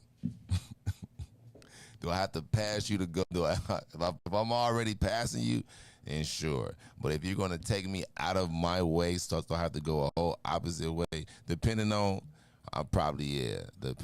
Really? Yeah. So let me ask a question. Do you charge people gas money now? Like, so Reese saying, yeah, you would charge somebody gas money. How else would you get that? If I need to get so you would pay Uber, but you won't pay me? That's crazy. You'll pay Uber, but you won't pay me. And you know me. You got to sit in the back with this other person and all that. You personally know me. You know I don't live that way. And you know gas $6. Come on now. Like, that's what I'm talking about. Come on now. Really? You don't know what I got going on. You don't know how I planned out this gas. That's just courtesy as an adult. That's how I feel. That's courtesy as an adult. If I'm not going your way, now I can see if I live that way, then of course it's not. I have to head that way anyway. So so let me ask you a question. Should you expect that if somebody asks you for a ride that they should give you gas money? Should they offer? Should they offer if they got it? Yes. Like, okay. Like if you like, hey man, I know you ain't, I know I'm going this way, going that way. Can you like drop me off? Because you've added more miles to me getting home. I throw you a little something in your tank, then let's go. But nah. But like I would, like it's not like an automatic, but I'm just saying it's courtesy, man. It's courtesy. Uber, you gonna pay Uber. If I don't take you, you gonna pull out your phone, tap that black app, and order an Uber. And be mad at me the whole time riding the Uber and you to pay Uber. This man ain't want to take me home, so I had to call an Uber. But you paying Uber. You could have paid me that money, man. Come on. Dang, you ain't got an app, Joe. That's what I'm saying. I'm sorry. Don't nobody even carry cash no more. That's deep. So I like. So would I be wrong now for if anybody asked me for a ride or something to be like, all right, if I'm taking you, this how much it's gonna cost? Like I feel like me personally, I feel like if I could go, I would take you. Like as long as I got the time, I would take you, and I probably would never ask for gas money. But sometimes I be thinking like people just be taking advantage of me, right? And they just be like, man, Jackson, you. So should you be asking? Should you be offering gas money if you get a ride? Like, cause I would tell you, and at what number? Like when gas was $2 and something, would you expect people to give you gas money? See, that's all depends. You know, I could have been a little solid 10, you know, yeah, or like, and maybe I don't need it. You know, I got a full tank, I'm good. Because there's been times when it was that and I had a full tank, like, I'll take you. But still, though, like, it wouldn't be every time, like, because then somebody always think that they ride and then they'll never pay you. You know, and now you got to have an uncomfortable conversation like, cuz, you know I always drop you off and stuff, but you know I live the other way, you know what I'm saying? So now it's an uncomfortable conversation. So in the beginning, if you already established this the cousin or this the uncle or brother that you have to give gas or at least offer, let me decline, you know what I'm saying? But don't just offer, you know, like you just know I'm gonna give you a free ride, you know what I'm saying? Like as an adult, I got a problem, so I know you got a problem, so that's why like I will assume like, hey, you going out your way, I appreciate your time, you know you can't get back, so I give you a little gas money. And this courtesy, if you be like, nah man, I'm good, I appreciate it, but to not offer and just to assume that you gonna hop in my car and gas is $6 is insane. Really? Okay, that's good to know. Give us a call, 872-259-7474. Do you offer gas money? Is it now? And when is the last, like, I got, you know what? It's funny because I always be telling people, they be like, just take me to the train. I be like, nah, dog, I'm not taking you to the train. I'm going to take you to the train. I'm taking you to the house. I'm going to take you to your house because don't you never drop me off at the train. If you offer to drop me off at the train, you might as well just not even offer. Like real talk. If you're not gonna take me to the door, don't offer. Don't offer. That's $3. You get you a $3 car for 2 hours, and you can ride from here to Skokie off $3. You can't beat that. Well, I'm never gonna beat that. I'm just saying that's what you can buy you a $3 card, tap it 3 times, and you can get from here to Skokie. And if you're on the train, you don't even need a transfer. They connecting. Ain't no way you're getting for $3 of gas. That's why I tell people, man, the bus is running. It's running for $3. Wow. Can't beat that. $3 gonna get you anywhere in the city for $3. No, cuz. All right, I'm learning. I'm learning. You know what? I'm about to start taxing y'all now. I'm gonna be like, I'm gonna just put it in the thing. People, because nobody ever offers me nothing. I look out for everybody. Nobody ever offer me nothing. They just be like, thanks, dog. And now watch when you say it, it's going to be like an uncomfortable conversation, and then they going to forget all them 12 to 15 times that you dropped them off and never asked for nothing. But this one time you asked them for some gas, they going to look at you funny like, dog, I done dropped you off 12 times. I ain't even utter no gas. You know what I'm saying? So that's why you got to start it early or you'll mess a relationship up like that. I'm telling you. Over gas. Dang. All right, y'all. This is the Maze Jackson Show. Man, I be like, dang, I be feeling like I got credits.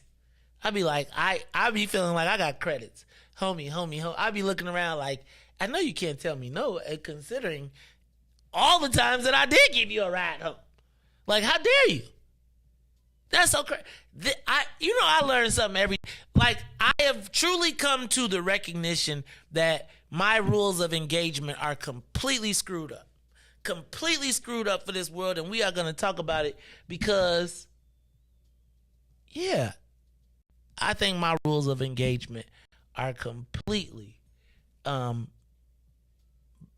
ass backwards, considering the world that we live in now. And so we're going to talk about it some more when we come back.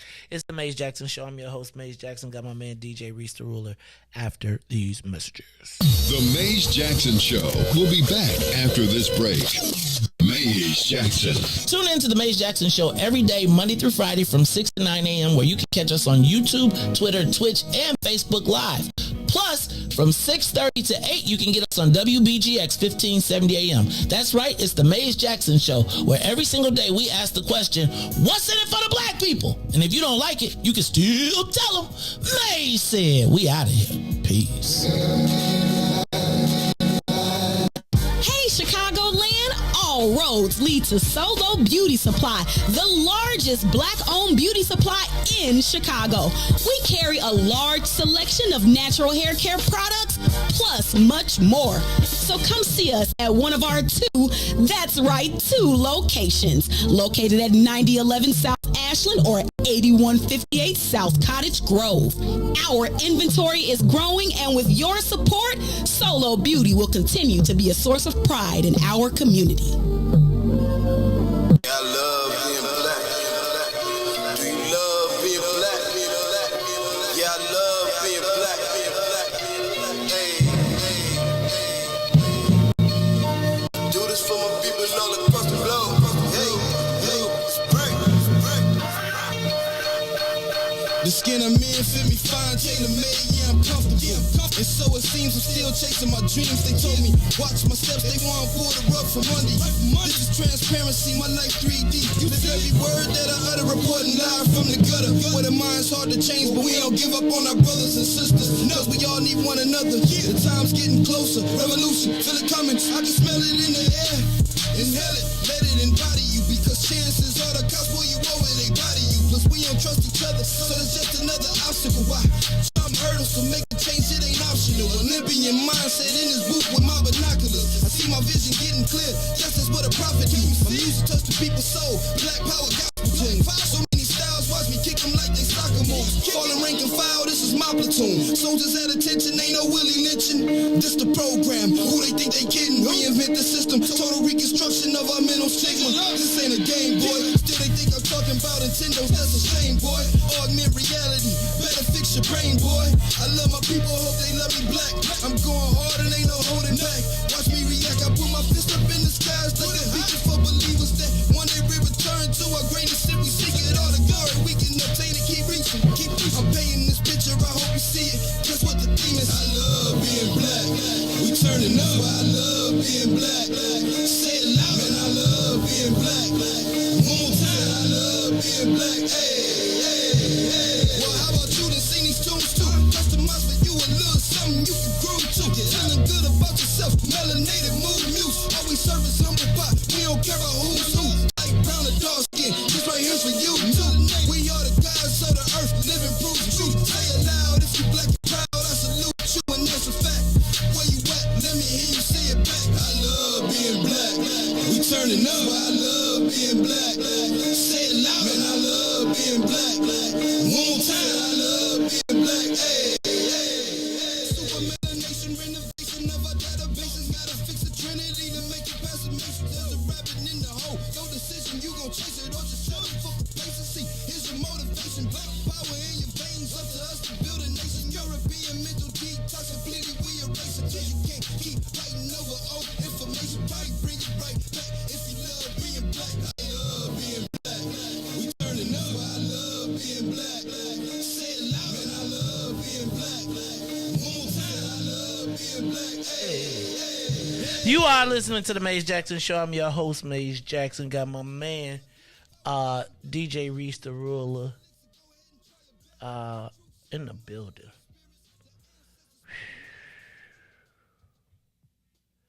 A lot going on today. I told you I've been trying to put some stuff together, and I wanted to talk a little bit about. Oh, we got a caller. We got callers on the line. Let's go to the live line. Caller, you on the Maze Jackson Show. How you feeling today? What's going on? Hi, good morning, Maze. Hey, Katie. Yes, when I go to Home Depot and I look at the box fans, I remember they used to be like $14.99, $15.99. Those fans now are $30-something. What? That's the simple box fan.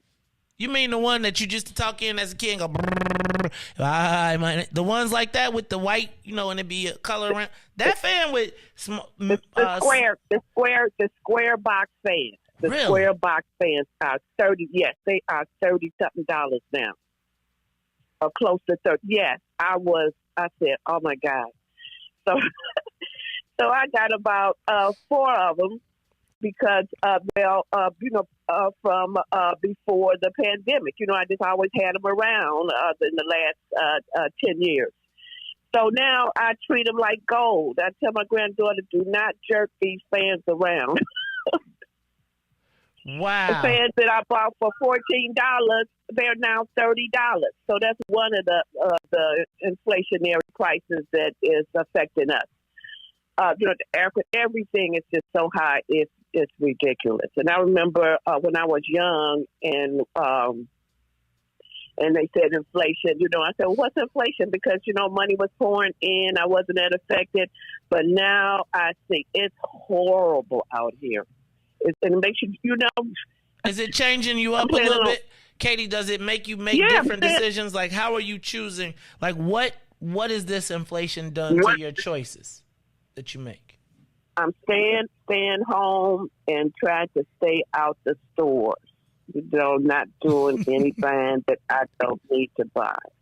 So you don't go shopping? I feel sorry for I feel sorry for the young people and everything. And like with my granddaughter, her father doesn't allow her on the bus, so we take turns with transporting her around and everything. And I'm asking her. I said, I'm not picking up your friends. Oh, y'all not carpooling? Oh, you wrong, Granny. You wrong for that. You can't. Ain't no fun going to the games. Y'all not carpooling? No, not. Well, they pick her up. So if the our parents drop them off, I will exchange like that. But no unnecessary rides. I'm not the Uber. No unnecessary rides. Only important business rides. Because, they don't realize things is just a lot of money. It's just, so my habits, everything is changing, and I'm sure with everybody else. Everything is changing. So it made things go from bad to worse with the seniors. And unless you did well in life. So, but anyway. So does this change? Yeah, I'm worried about our seniors. Thank you, Katie. I didn't even think about how this is impacting our seniors and like the food. That's why Willie Wilson is giving so much away right now. Any other callers on the line, Reese? Let's take this call. Caller, you on the Mace Jackson Show. How is inflation impacting your life? Man, it's hard, man. What's going on, bro? What's up, Reese, man? It's been real hard for me, man.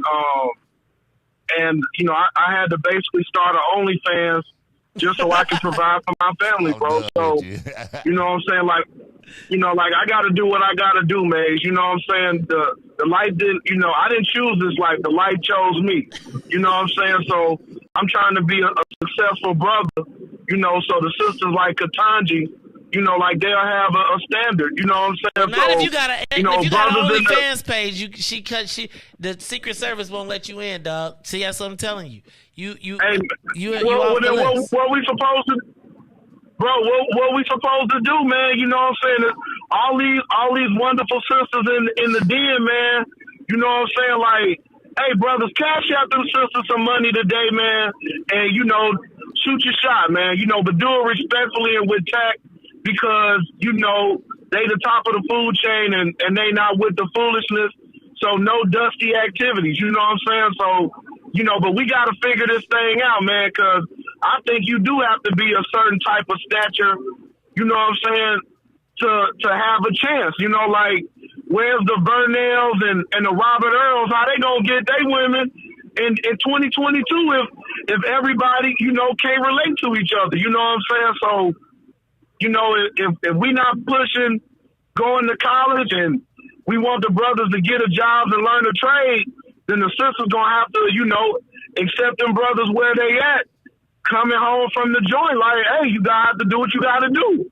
But I do think that a lot of brothers be upset with the sisters when they choose to go in a different direction because they haven't held themselves accountable to reaching a certain level. So the brothers, we got to do our part and I think the sisters will take to what we putting out there. But you know, you always got to push yourself and try to be the best version of yourself that you can be. There's still hope for us. And, you know, follow me on OnlyFans, you know what I'm saying? What's your OnlyFans and let's name? do this, bro. What's you your, know what I'm saying? What's your And OnlyFans I can't, you know, Tennille said you can't advertise without paying. So I can't do you like that, bro. I would have to, you know, send some stars or whatever, drop some money in the bucket, you know what I'm saying? But, you know, it's definitely lit over here, you know what I'm saying? But, hey, man, hey, tomorrow, TPs, y'all know where we at. Shake it off. We back to work. Come with your power. Come with your energy. Hey, Sister Erica, can you bring some of that new era power fruit? You know what I'm saying? We right back at it. Ain't no stopping. We saw the Twitter disses. We seen the memes. We there. We see y'all. And we ain't went nowhere. We back on the block. And we taking over your spot. So that's all we got. See y'all tomorrow, man. If you single, come through TPs, because that's where all the popping people at, the professionals, that's where they at. You get this political education, and you might meet your boo before cuffing season. I'm out. I love y'all, man. I'll holler at y'all later. Have a great weekend, bro. We out. All right, y'all. This is the Mace Jackson Show. That's my man, Devin Gordine. Devo, we are going to be at TP tomorrow, 5401 South Wentworth. Win, lose, or draw, we love to see you there. We got some black building to do. Let's go to the live line. Carly on the Mace Jackson Show. Good morning, Mace. How are you? All right, who that is? Oh, what's up, Miko? How you feeling? I'm okay. How are you doing? I'm good. Let's talk about inflation, Mace. Do you know they counterfeiting the liquor, man? It's crazy around here. What you mean they counterfeiting the liquor? They been doing that. You just got to go to the club and order bottle service. No. Not the club. Listen, they counterfeiting the liquor. You know how you would make sure that you wouldn't go certain places to buy your liquor because you know it tasted different. When you stopped there, I wouldn't stop in the stores in our communities. Like seriously, I would go out, you know, in different areas and buy the liquor because I knew the liquor was genuine, right. Now it is gotten so widespread that you got to be very, very careful now. You know how you go in. I'll go in white neighborhoods to buy my liquor because I felt that it was genuine. I was getting what I was actually paying for. The spirits I was getting was actually what I was paying for. Now, man, they counterfeiting the liquor. The gas is burning real fast. The premium gas is burning real fast in your cars. My advice to everybody is be real still. Just period. Just don't go nowhere. Like serious inflation, the prices of everything is going up. Like seriously, and then stuff is not the grade that we buy. With the money that we're spending, it's not the grade that we pretty much be spending the money on. Like seriously, we pay attention to it. The gas is burning out of your car faster than it would normally do. And the taste, if like I drink tequila, I know the difference in the taste of the money that you just be real still. It's okay, and it's not worth it. I'm telling you, something going on, and we need to start pretty much putting in complaints. Call somebody. I think it's a law against this. Isn't it a law against this stuff? It got to be a law against this stuff. For real, ain't it a liquor commissioner? Ain't it a gas commissioner? Like, for real, they cheating us. We paying a lot of money for this stuff. Do you know what I put up my car for? $125. I filled up the other day. They had the nerve to cut the pump off. I don't pay to get paid. I do not pay to get played. That is hilarious.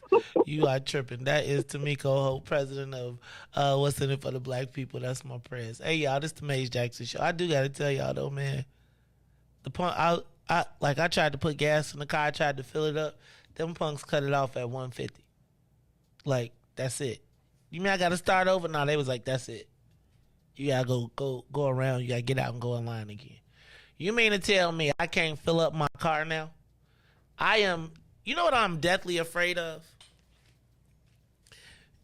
I told you I went to Walgreens the other day, and the candy. You know how the candy shelves be under the front desk, under the front counter, so it'd be candy lined up under the Reese, and it'd be all in the boxes. They wasn't in the boxes no more. It was like 5 Reese cups, 5, and I don't know if it was theft or it was they just ain't got it. I went to Mariano's. You couldn't even buy no daggone green peppers. Like, how you supposed to make a pot roast with no green peppers? Right? I had to use the crunchy wilted one. I wonder what other things. Tennille says this is an amazing time to shop. I ain't been to Target in so long. I think I ain't been to Target since they said it was no more sections. Well, maybe I'll go check it out and see what I can get. You grow green peppers? Well, bring them on in here. Don't talk about it. Be about it. It's the Maze Jackson Show. All right, let me tell you what I was going to talk about this hour until y'all start putting the calls on. Is it time for us as black people to revisit our brand of politics? I'm watching this, and I was looking at the outcome of the latest election. And to me, there was a common denominator for the people who did not win.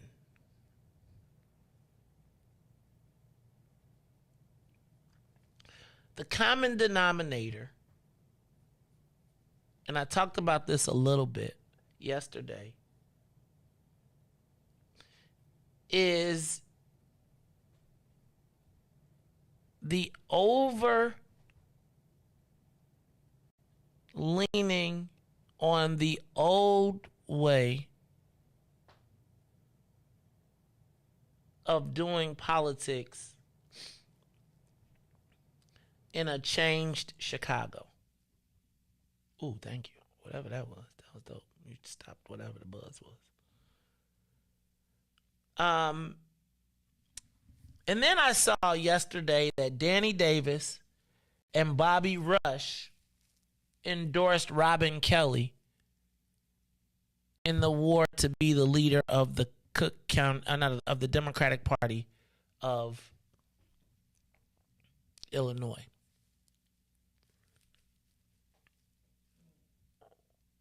And I think, Riis, that part of the black political problem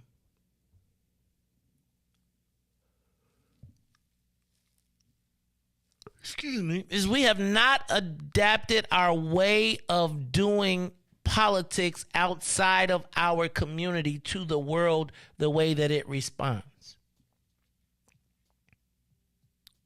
What do I mean by that?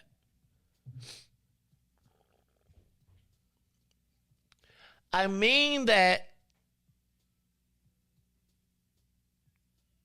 I would tell you that most black politicians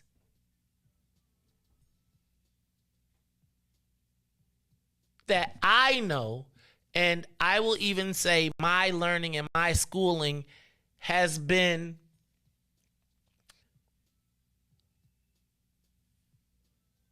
from the premise that, so I've built my model on, I don't know if y'all remember me talking about building a word processor as compared to a smartphone. And I talked about this, it was a show that I did, and it was talking about the state of black political affairs. And I gotta tell you that as much as I know and understand about the process, I don't know that I have properly applied that understanding. And I don't know that I have, and not just we as black folks that have been grounded in Chicago politics have made the paradigm shift to the new world that we exist in. What do I mean by that? What I mean by that is we find ourselves politically aligned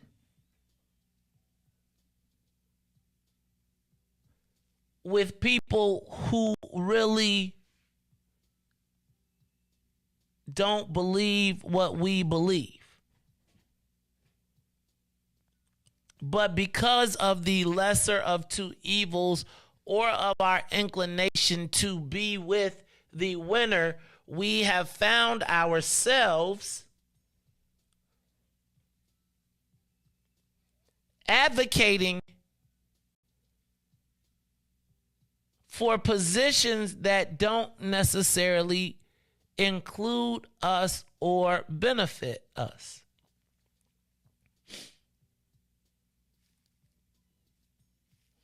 So when I came into the political game, this rising movement that we see on the left, from the socialists, from the progressives, politics is steadily moving. The democratic politics of this city are steadily moving to the left, although I think it's coming back right. But the people that we would have ordinarily not aligned with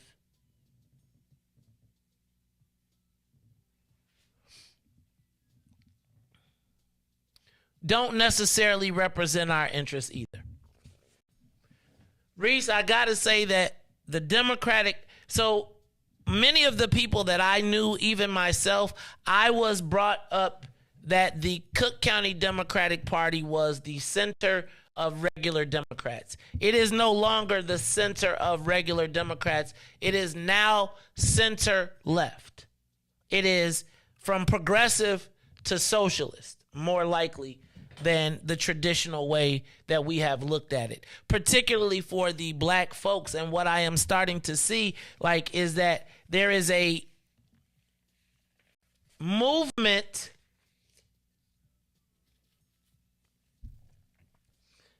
left politically from black people who intend to be successful, recognizing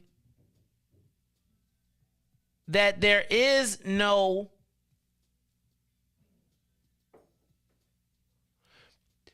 recognizing that the win has to come from outside of the black community, and you really don't have to make a demand. Even if our numbers continue to go down, if our numbers don't go up, then what we will find is that our black politicians will continue to go left and left and left of us as they do not seek our approval to win. And I think that one of the biggest challenges that we have is that we, as people who grew up in Chicago or in the vicinity of Chicago,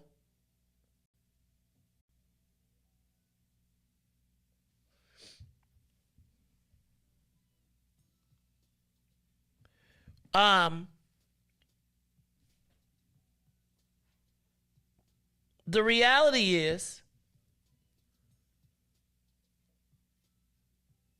that our politicians are going to continue to go to the left, looking for more of a voter base as they abandon looking at us. Knowing that as the black voter base shrinks, their area of opportunity is to find a place in the progressive or socialist category. And we as black folks have got to figure out, where are we going to be aligned? Give us a call, 872-259-7474. Let me also say, Thank you to everybody from WBGX 1570 AM. We appreciate you being back with us this week. It is an honor. I appreciate you.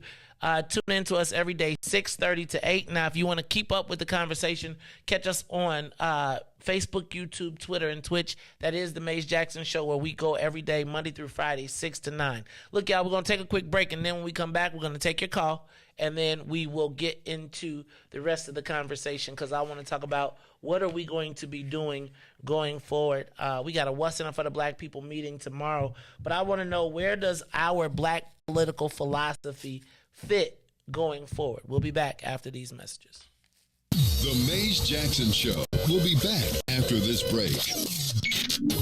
WIIFTBPM.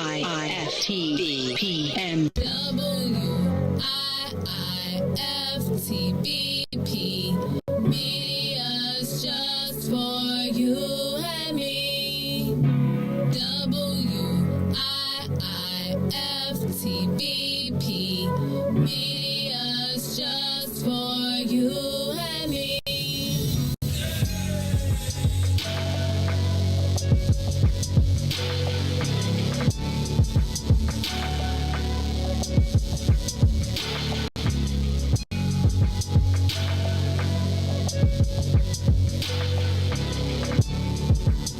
Maze Jackson.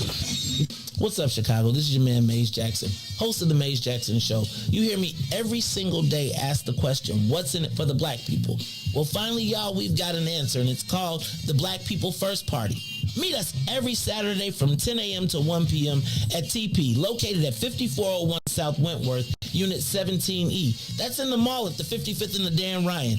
And you join us every Saturday, where we are taking our politics black. We'll teach you everything you need to know about the game, from how to collect a petition, to how to knock on a door, to even how to become the next mayor of the city of Chicago. That's right, y'all. It is the Black People First Party. Meet us every Saturday, 10 a.m. to 1 p.m. at TP, located at 5401 South Wentworth in the mall at 55th and the Dan Ryan.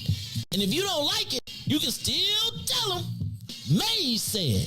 This is a black people thing you wouldn't even understand. Maze Jackson. Yeah. Ruthie Mo. Reach the ruler. Maze Jackson. This is the reparations interlude. We not asking, we demanding. So go on, make my payments high. Tell the government to cut them reparations, make them high. Not no SBA loans, just run the bread, make it high. Tell the government to cut them reparations, make them high. Look, check it out. First drug lord was President Nixon. Oval Office was the trap house where he was tipping. Got the drugs from Nicaragua and gave us crack. Declared war on blacks. Man, tell him to cut the check and tried to make it seem like a revolution. CIA was the corner boys for distribution. We could tear this country in half for retribution. But I'd rather get some restitution, so tell him to cut the check. John Singleton, man, he already told y'all.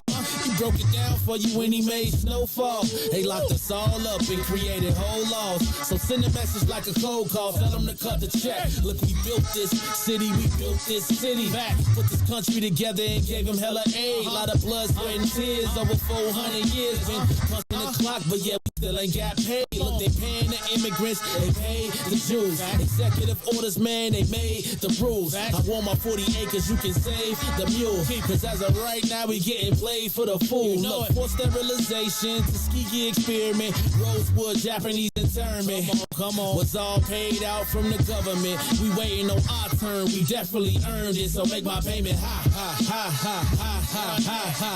Tell the government to cut them reparations, make them high. Not no SBA loans, just run the bread, make it high.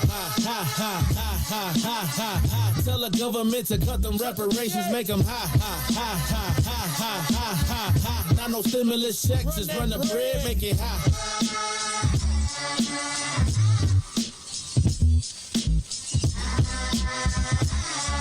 Yeah, Ruthie Mo, reach the ruler. Maze Jackson.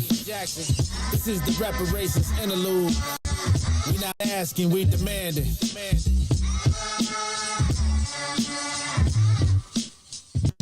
to the Maze Jackson Show. You are listening to the most dangerous show. This is What's in It for the Black People Radio. Maze Jackson. Maze Jackson, the most vociferous advocate for black people in the world. For Ruthie Moore, for Ty Stroger, I am the host of the Maze Jackson Show, asking every single day, what's in it for the black people? And if you don't like it, you can still tell them Maze said, Mayor Lightfoot, man, we ain't accepting that. We ain't accepting that. Let's go. Yeah.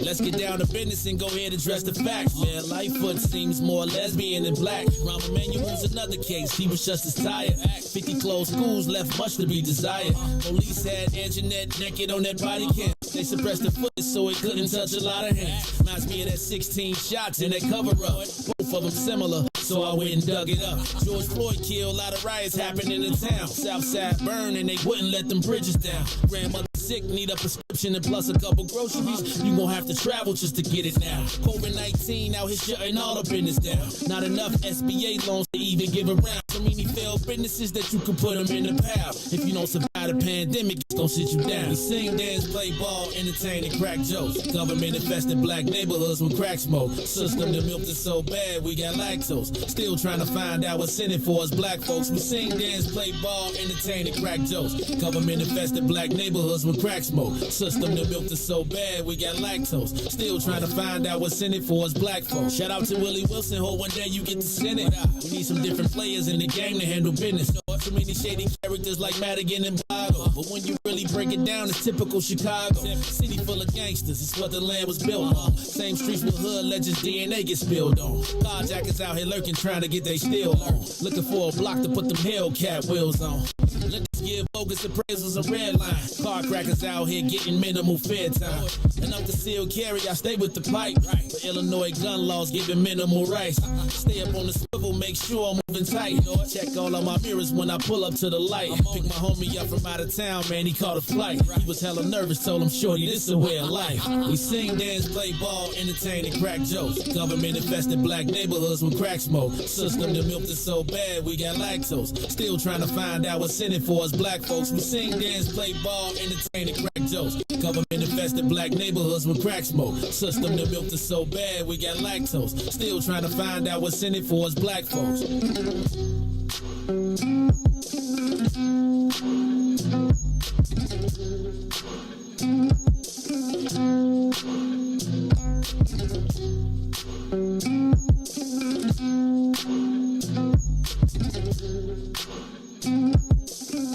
Wake up, Chicago!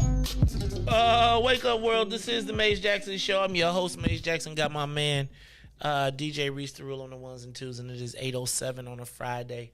It is coming up on the 4th of July weekend. I want to know how y'all celebrating, what y'all doing. Y'all barbecuing, y'all kicking it. What is going on? We're going to talk about that. We're also going to talk about the What's in It for the Black People first meeting tomorrow at 5401 South Wentworth. Make sure you are there to join us. We're going to recap the election, plus talk about our ways going forward. We got some callers on the line, so let's take the phone lines. Caller, you on the Maze Jackson Show. What's up? Good morning, Maze and Riis, the ruler. That's morning, brother Tyrone Muhammad. What's up, brother? How you feeling, man? Hey, man. I'm all good, bro. Just listening to you about this election. Just building this golden block, right? So, hey, man. You ain't got us on speaker, do you? Right? You're not on speaker, are you? No. I'm on my this Bluetooth. Take it off, man. Take off that Bluetooth, because you not. If you hold can take on, it off. Hold on 1 second. Look at Ty trying to around here trying to be fancy with all his gadgets, because Ty, he got like a walkie-talkie, he got a headphones. You getting Ty guy, you might have you on the walkie-talkie talking about whoop, whoop. Pull up. All right, you there, man? Get out here, man. Hey, man, ain't no rule. Ain't no police. He got the ECCSC cards. They roll up on you. What's up, brother? Talk to me, man. What's going on with this voting in jail stuff? Man, listen, bro. That's all superficial. What do you care about? What does it matter? You got 30 to 40,000 people voting at any given time when you're talking about the jail. So, and then at that point, when you put that much effort in it, as it relates to voting, most guys still won't vote. So, because you got to have a knowledge campaign, and most cats that serving time, bro, they care about doing that time. They already they're in prison because they don't believe in the system. For one, they've lost most of the times, and they lost hope with the system in the judicial process, the legislative process, and everything. You have people who are wrongly convicted in prison, and legislators don't fight for justice and opportunity. And see, voting is a constitutional right. So therefore, when you violate your constitution, then they take away those rights, right? They take away those rights in prison. So now you're going talking about constitutional rights in prison, but yet we have state reps and senators and everybody who don't fight for brothers' constitutional rights to be restored back to their full capacity when they return after serving their time. So what I'm telling you is that it's superficial to gain whatever it is that you want to gain, and it looks good on the surface, but at the end of the day, bro, a policy such as that, voting in prison, when you haven't taught, I would spend more time teaching brothers on the outside. When you're talking about millions of over a million formerly incarcerated persons in the state, and then the hundreds of thousands of formerly incarcerated persons in the city of Chicago. If you want to spend your efforts and spin your wheels, spend it on figuring out how to galvanize the voters in the city to do more and be more. Because at the end of the day, man, every program, everything in Chicago is geared towards at-risk youth,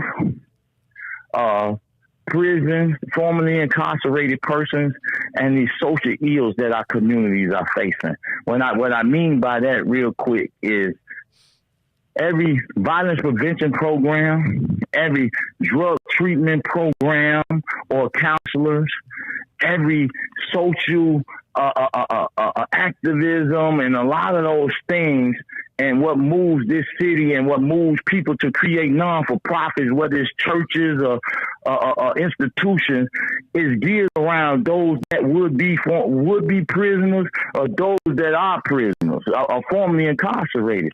So you remove that element or you empower that element, then you create a change in the whole landscape of things. And I just want to hear your voice on that one before if you want me to comment back on it in case you got a question. So I guess my thing is, so why, Ty, do you think that this is a proposal now? And my concern, and I'll be honest with you, with prison-based voting is that if you do have a group of people that have checked out of the system or have been unchecked out of the system, do they just become, do they put something there and it becomes a vote-churning machine that they can use to further empower the system that they're there for?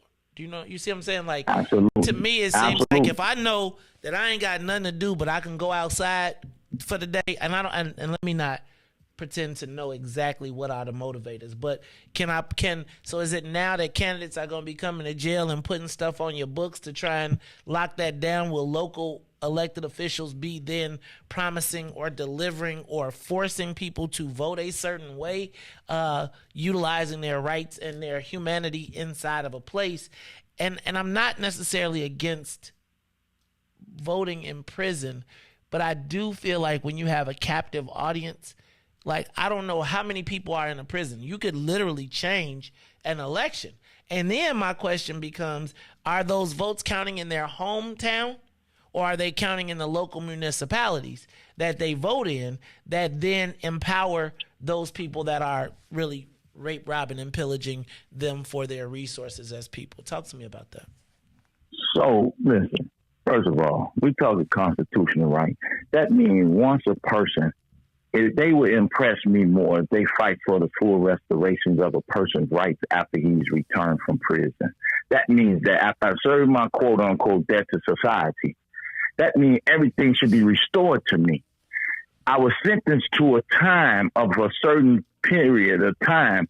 Formerly incarcerated persons wasn't sentenced to perpetual discrimination and incarceration, even while they're free. What I mean is housing inadequacies, still unemployment, employment issues where people are still discriminating against those persons who are seeking jobs that have backgrounds, and the main thing really is the housing discrimination that is so hard and difficult for brothers to they can have 2 months rent, 2 months security, and still will get denied apartments because of their background, bro. So it's a lot of inequities that these state reps could fight for.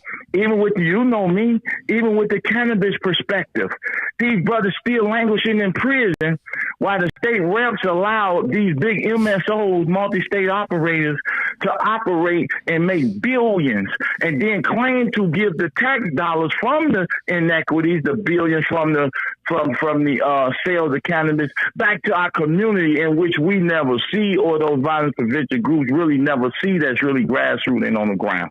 So when you start talking about those things and just the pure right to bear arms, bro, the pure right to bear arms, Democrats are intellectual cowards. They're too cowardice to talk about the fact that because they're chasing votes and anything talking tough on crime and giving ex-felons their rights back and the Second Amendment right, that's not real to them.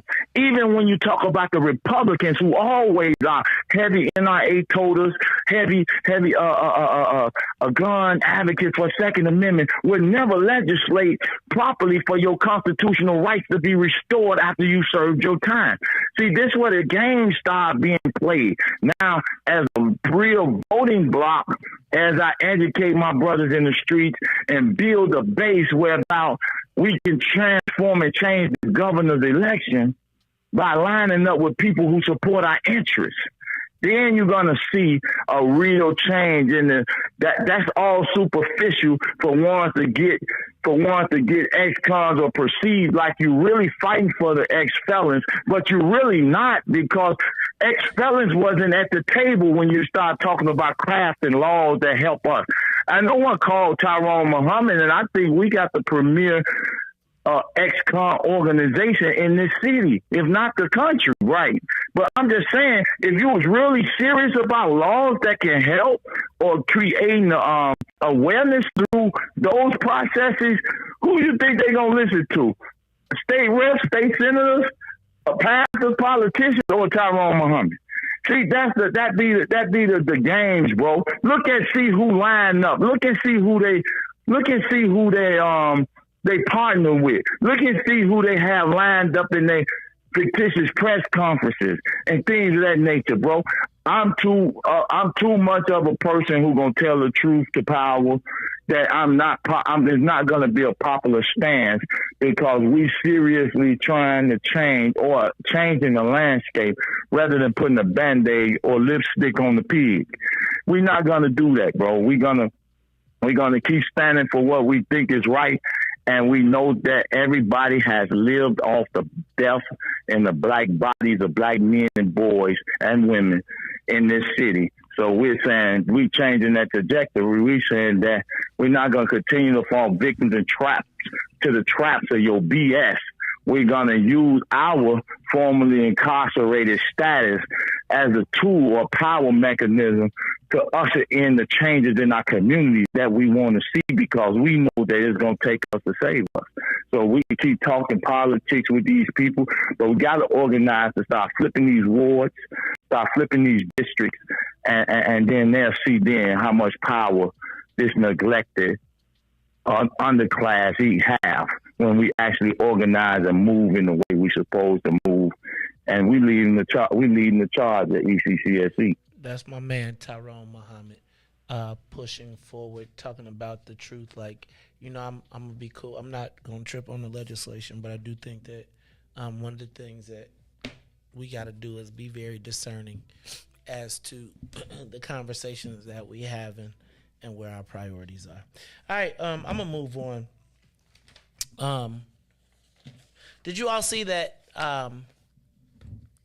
So part of what I was talking about today was that this last election showed me that the city or the engaged voters are moving to the left everywhere but in the black community. And I wonder, what is our way forward politically? Right? If you understand that, now, I got to say, I don't know if black turnout will rebound.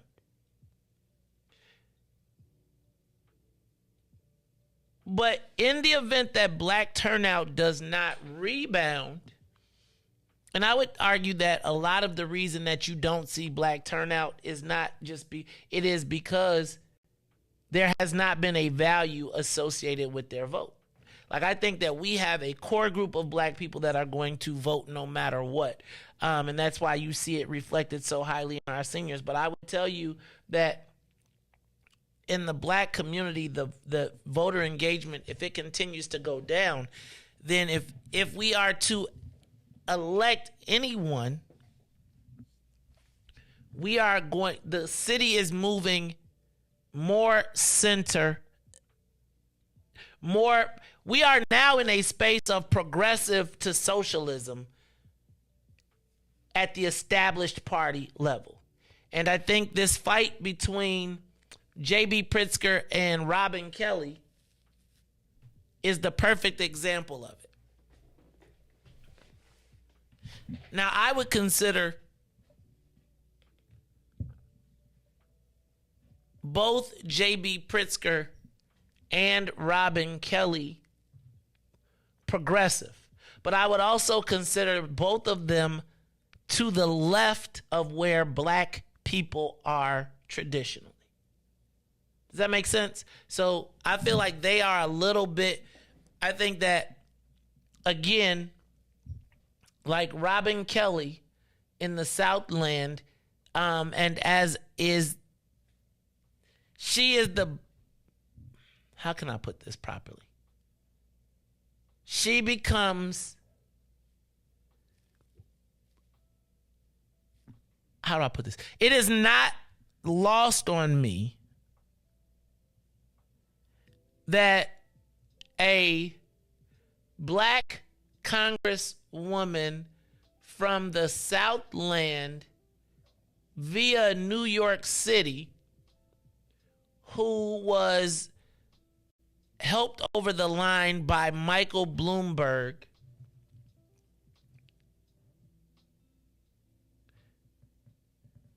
is essentially the face of the Democratic progressive movement, the growing Democratic progressive movement that is happening in Illinois. Yesterday, we saw three black congressmen, Danny Davis, Bobby Rush, and Congressman Robin Kelly, all endorse Mayor Lori Lightfoot for mayor. If you think about the core areas from whence both of them come, all three of them come, they come from solidly black areas.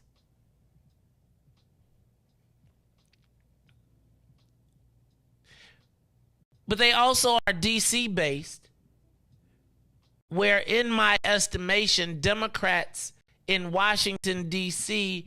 skew way further left than black people in Chicago. Maybe I'm incorrect, but that is what I see. And J.B. Pritzker, for black politicians who grew up here, represents the closest to the norm of politics that they were taught. So what JB has been able to essentially do is rope in the traditional black Democrats while promoting a white progressive but centrist, a white centrist progressive agenda.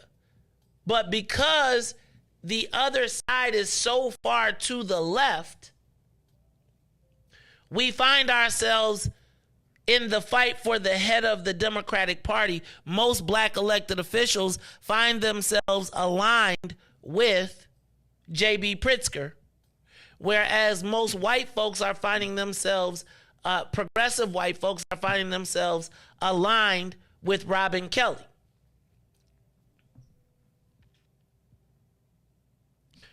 In the last fight, there were two black women that were pitted against each other in the fight, because remember when this fight happened, we were on the tail end of the George Floyd situation. And so what better fight to have than two black women, because the party was trying to find its space. Michelle Harris lost by less than a whole point. Robin Kelly won. Robin Kelly, black woman, black progressive woman, wins the party and then installs white progressives into the body.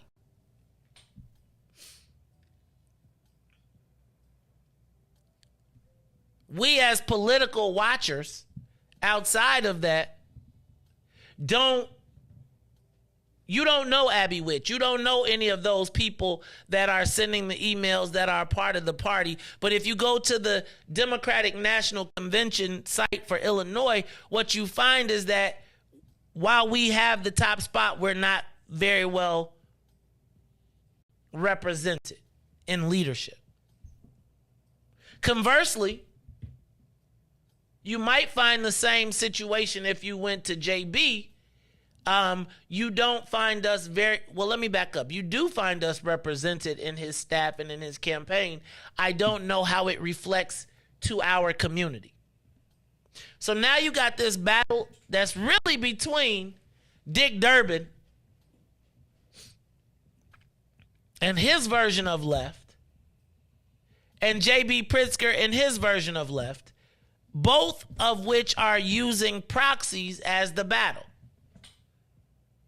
Now, if I'm looking at the battlefield and it's Robin Kelly versus, let's say JB does not go back to Michelle Harris because she's going to be in the middle of a re-election, so maybe she doesn't want to be in the middle of that fight at this time. Where do black people find themselves? Who actually represents the interests of black people in the Democratic Party? Does this make sense at all? So you got J.B. Pritzker, who is battling for control. What's my man? Remember the dude who was on the chat a couple weeks ago talking about J.B. was running candidates and Patrick Hines, J.B.'s team was running candidates to run him out of office. He lost. So right now, one of the biggest battles in the city of Chicago or in the state of Illinois is the battle to see who will be the state central committeeman. And my guess is, right, when you just saw Bobby Rush win, Bobby Rush won, which means that he's going to be backing Robin Kelly. Danny Davis won, which means he's going to be backing Robin Kelly.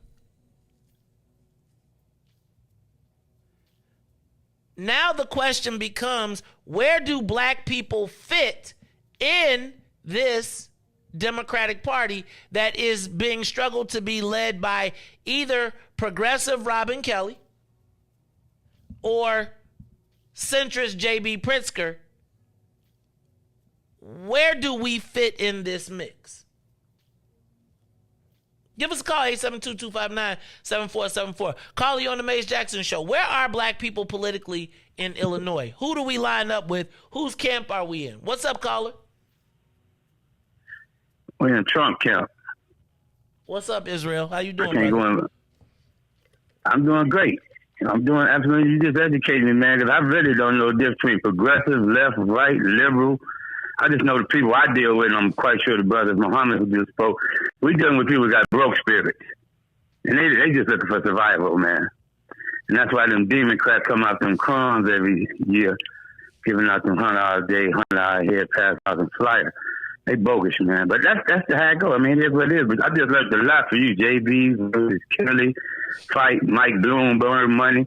So I know Mike Bloom and Trump don't get along, so I ain't lining up with no Mike Bloomberg. That's for a fact. You know what I'm saying? So reach out to Stephanie. You know what I'm saying? I'm happy for her win. And I'm independent, but this next 2 years, I'm going deep red. I'm turning this state red personally. You heard that personally, yeah. You know what I'm saying? So, cause I don't like how they treat you, David Moore, a young lady I just met, Beverly Miles. I can know and on. I remember a friend of ours named over there, he said, Bob, I don't know how in the hell we pretend these abusive relationships. The Democrat Party got us, y'all rather, I don't know. I ain't dealing with no Democrats. So I don't understand people stay in an abusive relationship, getting smacked around. And if you're going to at least kiss me. They ain't even kissing y'all. Like Ice Cube said, no Vaseline. It's interesting, though, but, you know, down here, Trump Tower applauding right now. I don't care who don't like it. They'll get over it. But I can't go with them, man. No. White Jesse, he is trip. Who else? B1, I'm glad B1 nonpartisan. That's why I asked you the other day. Hello? I'm here. Oh, I got so quiet. I thought Riis might have pulled that trigger. I thought Riis, he'd be cutting me off sometimes. So, no, I'm sorry, what you say, bro? Yeah, man, you know I'm with you. No, since your candidate lost, won't you? No, listen, since your candidate in the rural arrested all that money, come over here with us and Stephanie and Barron, whatever his name is. But I can't go. You gotta do better. You gotta do better with your candidates if you're gonna rep them, Israel. But that's all good. So Israel saying he trumping it up and he is rolling with Darren Bailey and Stephanie Trussell. Hey man, I just don't know. Thanks, Riis. Riis, you got him? Okay. Cut. Okay, that's another caller. All right, so let me back up. Where do black people line up though? Right? Like, so are you gonna be with JB Pritzker, who is center progressive, or you're going to be with Robin Kelly, who is left progressive? I don't know that either of those categories is where black people fit, but I do know that is where the vote is going. And, you know, Tavares said last time Davis and Rush went with Michelle Harris. Well, you just saw them endorse Mayor Lightfoot, who is looking to peel left. So my guess is they're going to go with the winners.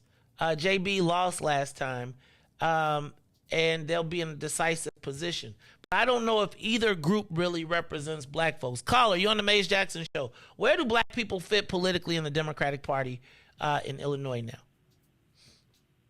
Well, I really don't know, but I kind of wait to see where our newly elected non-politician neophyte congressman elect Jonathan Jackson stand. I would have liked to have seen him in that press conference. I thought that press conference was rather premature given that the midterm elections haven't taken place and we don't know yet what the face of Congress will look like, nor do we know what positions our Congress persons will hold. But aside from that, Mays, you partially answered the question by stating where Rush and Davis were in terms of the Central Committee and their newly acquired positions. But isn't funding still a key question here? Funding for the coordinated campaign and supposedly Kelly's inability to properly raise the significant amount of monies that will be needed because of her limitations under federal law? I think you are hitting something that, and this is Hope, right? Yes. Hope, I think you're hitting on something that everybody is thinking about right now. I think that, I remember how I told you, like, I feel like Robin Kelly took the spot, but they gave it to her like they gave it to Nelson Mandela with no missiles, right? She don't got the keys, so she can't raise money, which is the most powerful factor to people in the DPI, which is why they want to get it. JB last time, financed with Madigan there, put in tens of millions of dollars into that organization. When he did not win, he pulled out and withdrew and kind of left Robin Kelly out there, but they put something together. I hope you have brought another component to this that I think I didn't really put into my factor, which is the coordinated campaign. But I will tell you that in the history of coordinated campaigns that I have seen, they have never worked because whoever funds it or whoever puts the most money in, the coordinated campaign works around them. And I think that there is also a natural, even though they're going to call it unity, there's going to be a natural disdain between J.B. Pritzker and Alexi Giannoulias, considering how much J.B. Pritzker worked against Alexi, because quite frankly, I think a lot of people feel that the drag on the ticket will be Alexi Giannoulias because he will give the Republicans something to talk about, something to talk about. But I think you hit it on the head with the control of the votes. But I also think that the progressives to the left, are smelling themselves, and they have been so victorious. By the way, looks like Mike Carbonargi lost as well. So it seems as though the left of the left is now starting to build momentum in Chicago and in Illinois. And I just wonder, is it like, where do black people fit politically in the Democratic Party of Illinois, especially as it continues to go left? And I don't know that black people are going left. As a matter of fact, I think that part of the poor turnout is because black folks have not seen the return on investment for all of the times that they have showed up for Democrats. So we're going to talk about it all. Plus, the social media, plus is Tell Me Something Good. We got callers on the line. We'll take your call when we come back. Plus, it's Tell Me Something Good. So y'all better find something and get it up and get ready to call us 872-259-7474 and tell me something good. Wow, wow. Tell me, baby. All right, we'll be back after these messages. Trigger warning. The Maze Jackson Show will be back after this break. Maze Jackson. Uh-oh, what's in it for the black people? I want to know, is there an offensive black people list? Who manages it, and do black people have to honor it? Maze. You're Uncle Tom. That's why you're an offensive. And the reason why you're Uncle Tom is the real story of Uncle Tom. How he worked for his freedom, and then the slave master reneged on him and wouldn't let him get his freedom. So you know what he did? He left. You're messing with the church's money. You were smart enough to work your way off, so you offended the white folks, and then you offended the black folks because your ass left, and because they wouldn't. And who manages the left is both black folks and white folks, because if you see in that situation, the black folks is just as mad as the white slave owner that Uncle Tom left. What happens if you say that and someone gets offended? You ran off the plantation, brother. That's why you're offensive. That's all I got, brother. Keep being offensive. Thank you. Maze Jackson. Today, the Biden administration is releasing what it calls a new strategy to fight domestic terrorism. Following a 100-day review, federal officials are now laying out a new plan hoping to deter, detect, and prosecute domestic terror. They went to the Capitol waving their flags and looking for smoke. He was out there looking for justice. They was over there looking for votes. Ashley Babbitt was with him and told all the people that nothing could stop us. She climbed through the Capitol window, breaching security, and called a shot, bro. The media say she a veteran. They paint the picture to make her look greater, but she disrespected the same country that she served. That makes her a traitor. They was fighting police, resisting arrest. On God, I couldn't believe it. I guess blue lives only tend to really matter when it's convenient. Hey, these are the times we witness in history, all because they didn't get a victory. United States is so contradictory. We get equal rights, that's a mystery. Politicians, they more like magicians. You know they got got tricks up their sleeve. We point out the flaws that's up in this country, you know they gon' tell us to leave. Somebody try to help me understand it. Always seems like a double standard. They be out here leaving us empty-handed. To certain rights, we are not granted. The media is the culprit when it comes to the comparison. Cause when it comes to race, they always changing up the narratives. Terrorism. They say you a patriot, call you a hero. I call it terrorism. And that's on the real. You know and we know, I say it's terrorism. They say you a patriot, call you a hero. I call it terrorism. And that's on the real. You know and we know, I say it's terrorism. They say you a patriot, call you a hero. I call it terrorism. And that's on the real. You know and we know, I say it's terrorism. They say you a patriot, call you a hero. I call it terrorism. We still out here trying to get our reparations, but the government pump faking out here hesitating. I'm out here trying to keep my peace, so I keep meditating. The media make us look bad, they taint our reputation. Look, it's so sad that COVID causing toe tags. You claim you so patriotic, but you ain't wearing no mask. You out here wildin' with your MAGA flags and showing your ass. You wanna be part of some type of revolution so bad. Look, you talk revolution and constitutional rights, homie. I guess we forgot about back in the days when all of the business was whites only. Yeah. George Floyd got justice. Juneteenth got much respect. They made it a national holiday. Man, it's all good, but cut the check. They giving out all of these vaccines, putting it in you like caffeine. Was it all in the part of the plan? I bet money like DraftKings. It's land of the free, home of the brave. 1776, we wasn't free till 1865, so we wasn't part of that shit. And that there's terrorism. Terrorism.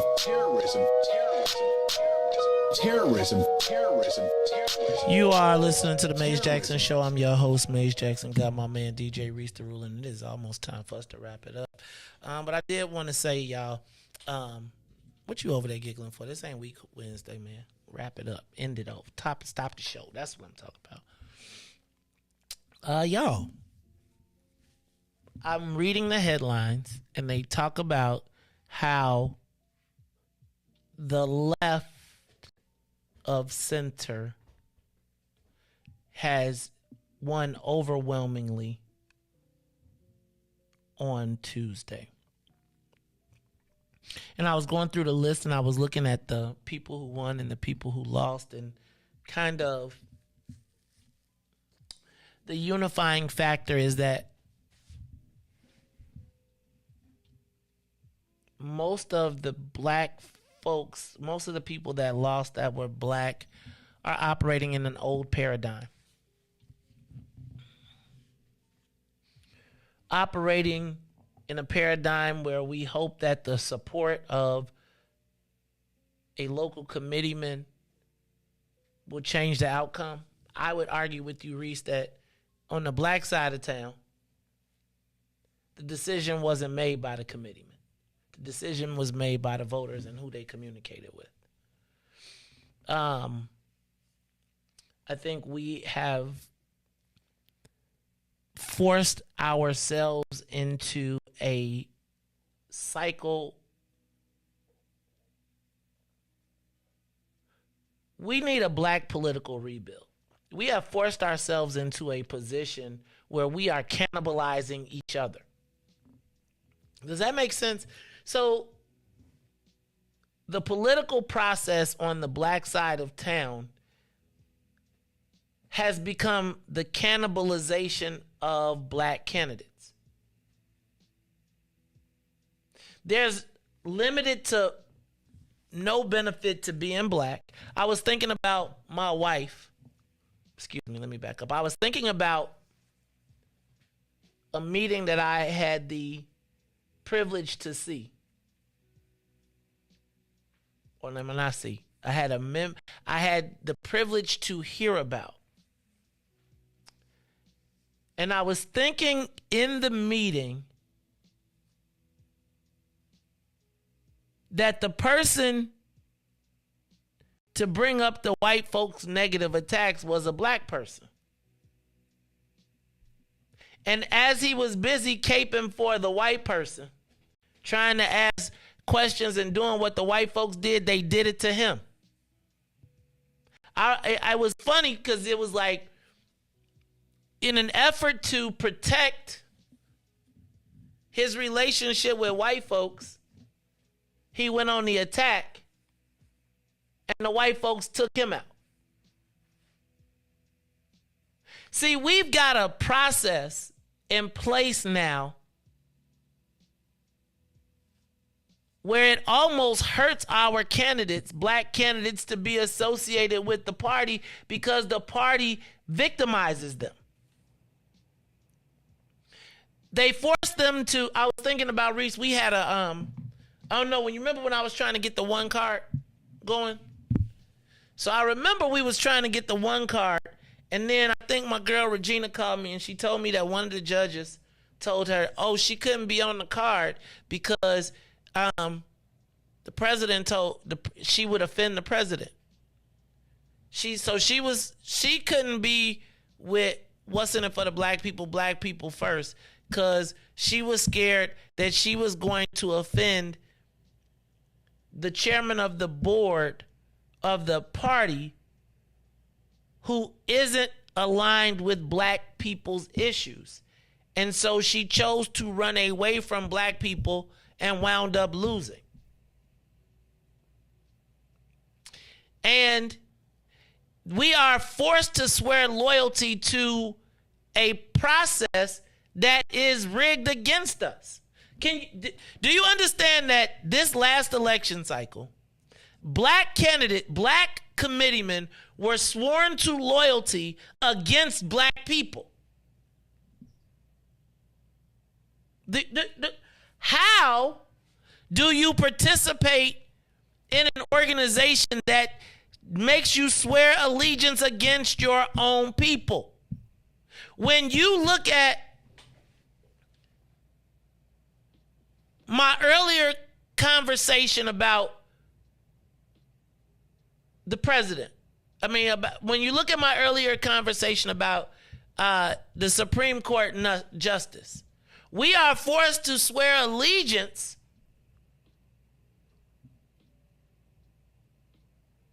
to something against our own self-interests. So you explain to me how a black man can be forced to take an oath to work against a black woman by a black woman under the guise of loyalty. Under the guise of loyalty to who? If the loyalty is to progressives who you are fearful of as compared to loyalty to your people, look at the administration, look at the staff, look at the people that are calling the shots, look at who you have to bow down to, and you ask yourself, how do we cognitively, consciously participate in a process where they make you take a vow against your future in protection of the opposition's future? How? Let me ask you a question. Have you ever seen any time where the Irish said, we're going to make you take a pledge to support black people, and they didn't support the Irishmen anyway? And so when I ask you, where do we fit in this process? I gotta ask you to take a look at the math. When do we win? And I'm not talking about votes. I'm talking about when we put these people in place, does the black community win? If you were forced to take and sign a pledge and honored the pledge, and we watched white people break the pledge all day long, and you are black and you were forced to sign a pledge against black people, against your niece, against your nephew's future, against your brother, against your sister's future? Can I point out that in that same time, that during this same people, nobody spoke about the generational wealth that was created for the people who were forced, who we signed for?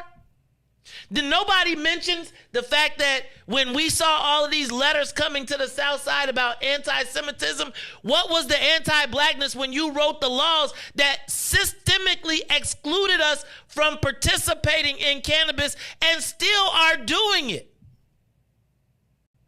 But we're not going to talk about that. What we're going to do is we're going to say we got to pick between while we with the left or the like who in any of it has helped us. What did we get out of DC?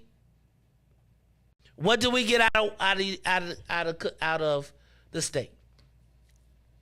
I want to remind you, the state of Illinois has made billionaires from out of the state and in-state and 100 millionaires in the course of this 4 years. Name the black people that's been on. And yet and still, they can confidently, and really, they made you force the loyalty to protect the white guys because you was trying to protect yourself. So we got to sign a loyalty oath the one time now that the black folks is in a place to win. Now we going to tell all the black folks, y'all got to be loyal. The white folks get to go do whatever they want to do. But the only people going to get punished, the only people running around scared, the only people saying, man, they coming in the house to get you, are the black people watching them come in the house to get you.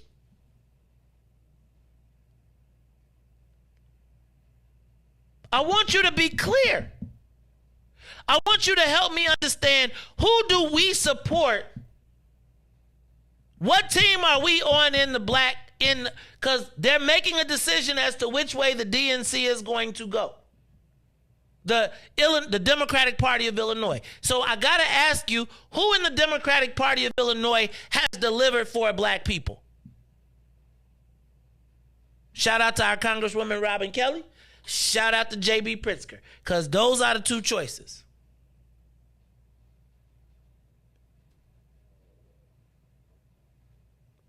Can somebody ask? Like, where's the black people loyalty oath? Because understand that we're going to be marching under either one of these banners.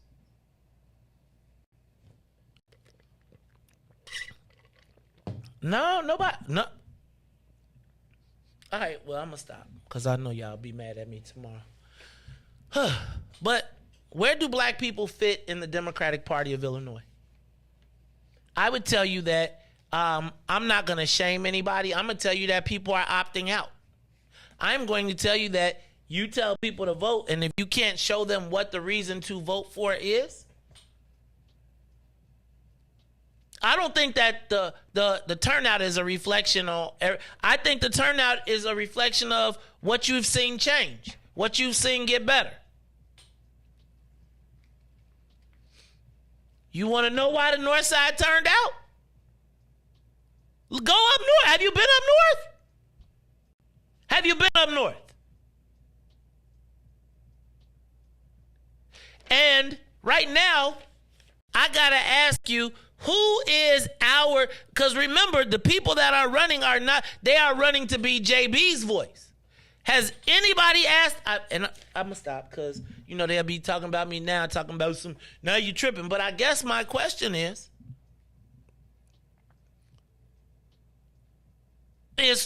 who in these races talks to black people in the slowly eroding base?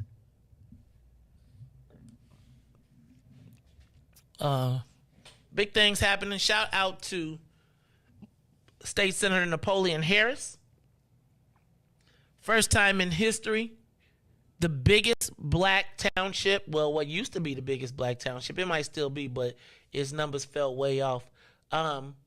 Napoleon Harris, NAPO, former Northwestern, then former Raider, now state senator, is now the committeeman of Thornton Township, replacing Frank Zuccarelli, who passed away. Big shout out to him. Congratulations to Tell Me Something Good. Congratulations to everybody who participated in the election, right? It did not turn out the way, but I got to tell you, black people, the ones that did show up, they did what they were supposed to do.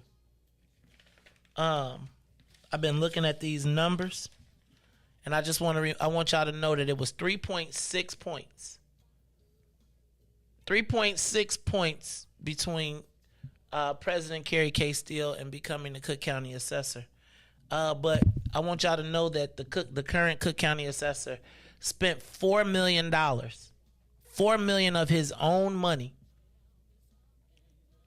And if it goes back to us having resources and assets and people in our community that we can count on, or making our own new wealth. Riis, I was just thinking, when does a black person really have a chance if their opponents can spend $4 million against them? Like, you know, somebody with $4 million that can run for office and be a public servant. $4 million for a salary for a job that only pays $136,000. Just Willie. Bam. Just Willie. Just Willie. I don't have the I gotta be honest with you, I don't have the spread. I don't know what is going on with the county site. I've been trying to get the numbers by township because I want to verify what happened, and I want to break that down. But tomorrow I want to remind you all that we are going to be at TP, located at 5401 South Wentworth, for an election breakdown. And, you know, we're not giving up. We got to keep on going. Next steps. But rebuilding the black political infrastructure is really our thing. We got to repopulate our judges. We got to no, it wasn't more than 3.6, sweetie. It's to 50. 50.1 wins. Got it? Let me help you understand. I know what I'm talking about. 46.5 plus 3 is 49. Plus 0.6 is 50.01. 3.06. 3.61. Thank you. It's the Mace Jackson Show. Oh, my God. Riis! Tell me something good, dog. Man, besides, man, waking up this morning, man. You woke me up this morning. Woke me up this morning. Let me start by that, man. You know what? Life been a blessing so far this whole year. So, man, that's the number one. I'm relaxed this 4th of July weekend, so I'm actually clean up, but I ain't really doing nothing this weekend. I'm gonna invade me about 2 barbecues. I'm just coming there to play cards, talk smack, and take a plate home. That's it. That is it. You know, I'm gonna leave 2 hours before it's over. But man, tell me something good is, man, you know, I've been in some dark places, and and the light really shining bright on me right now. So I just want to thank God for that, man. So yeah, bro, shine bright like a diamond. Shine bright on me, Lord. You know, keep working on me, man. Keep praying for me out there, saints. I don't know if y'all still here, but even the sinners, man, pray. I take all prayer. Keep praying for me, man. Keep that protection over my head. But man, that's something good. I'm feeling real blessed right now. I can tell you that. Just, real blessed. That's it, man. Blessed by the best. Can I tell you what, man? I'm gonna tell you something good. Kerry K. Steele. I don't know if y'all saw Kerry on Tuesday night. Was tough, but it was when I saw her put her clothes on, say, "Let's get in this car, let's go do this." And I watched. If you could have seen her walk into the place like a soldier. I gotta tell you, my wife ran a valiant race. I learned a lot about people, who you can trust, who you can't trust. Learned a lot about the enemies within. And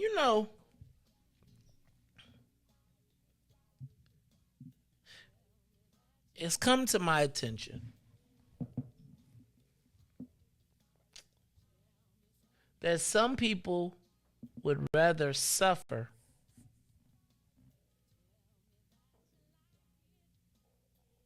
than accept black power. You know, I'm gonna tell you, I thank God for vision, the hedge of protection, and my video camera like memory.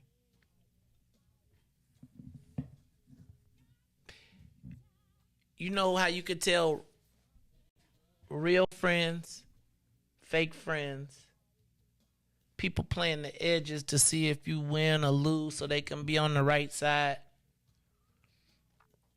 I saw it all during this election. And probably the one thing that I gotta just go back to is one of my rules that I forgot. Well, a couple of them. Trust nobody. Trust none. And never leave your fate in the hands of someone else. People will tell you what they will do, but believe the people that show you.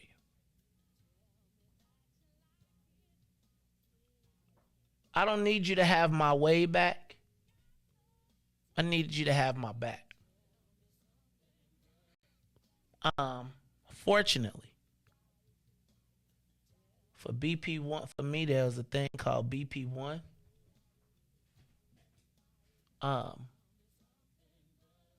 There's my family, my extended family. There's my dear friend and ally, Alderman Burnett, and so many people. You know, I can't forget my sister, Ruthie. I can't name all y'all.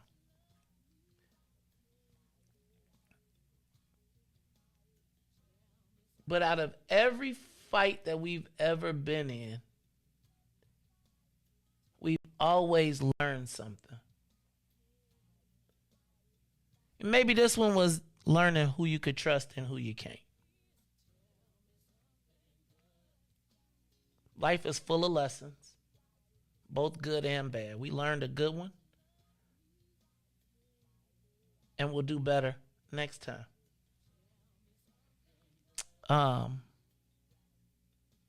There will be no fold. And I think that when you realize that no matter what you do, if you are challenging power, they'll use any tool in the toolbox. And I knew it. Probably didn't practice as well as I should have. I want y'all to know that I recognize that this thing that we do here on the morning show probably could have been the difference between a win and a loss.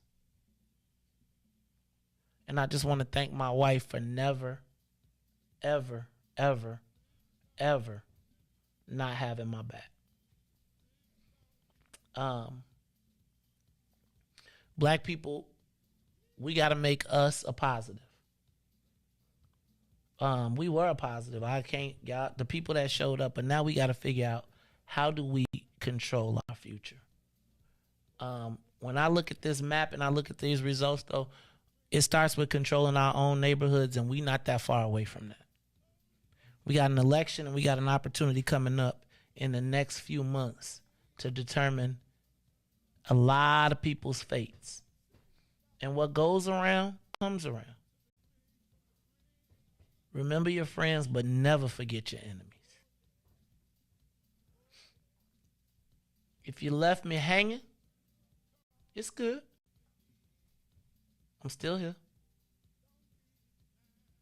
And I will always herald and defend my family and my people, even until the end. Understand that. Y'all got me this time.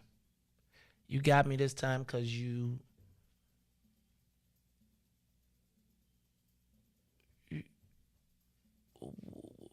the truth gonna set us free. And some of y'all knew we told some truth.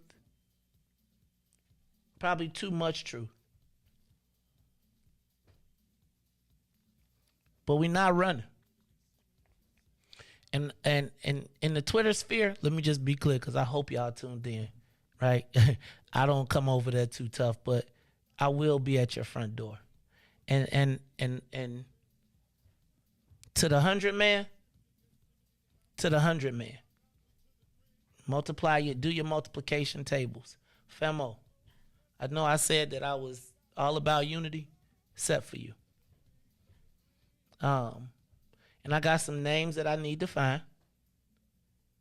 Because for the people that's trolling, my wife specifically, stop hiding anonymously. Put your name on it and let's deal with it. But I want to let you know, ain't nobody going nowhere. And if you thought that this was our end, fool, this was our beginning. You just let us see where your holes are. I want y'all to know Kerry won every black ward. Everyone, decisively. Every single one, decisively. And they won't give me the numbers for the Southland and the suburbs. As soon as I get them, I bet that's right too. So know that BP1 will be a force to be reckoned with from now until. Y'all seen it. I'm going to tell you. Don't tell me about, and let me tell you, next time, don't tag me about, tell me about somebody talking. Handle it. Handle it. If you waiting for the fight, it ain't going to be no fight. I'm going to just publish your truth and finish it. Remember, I know the law firms. I know the game.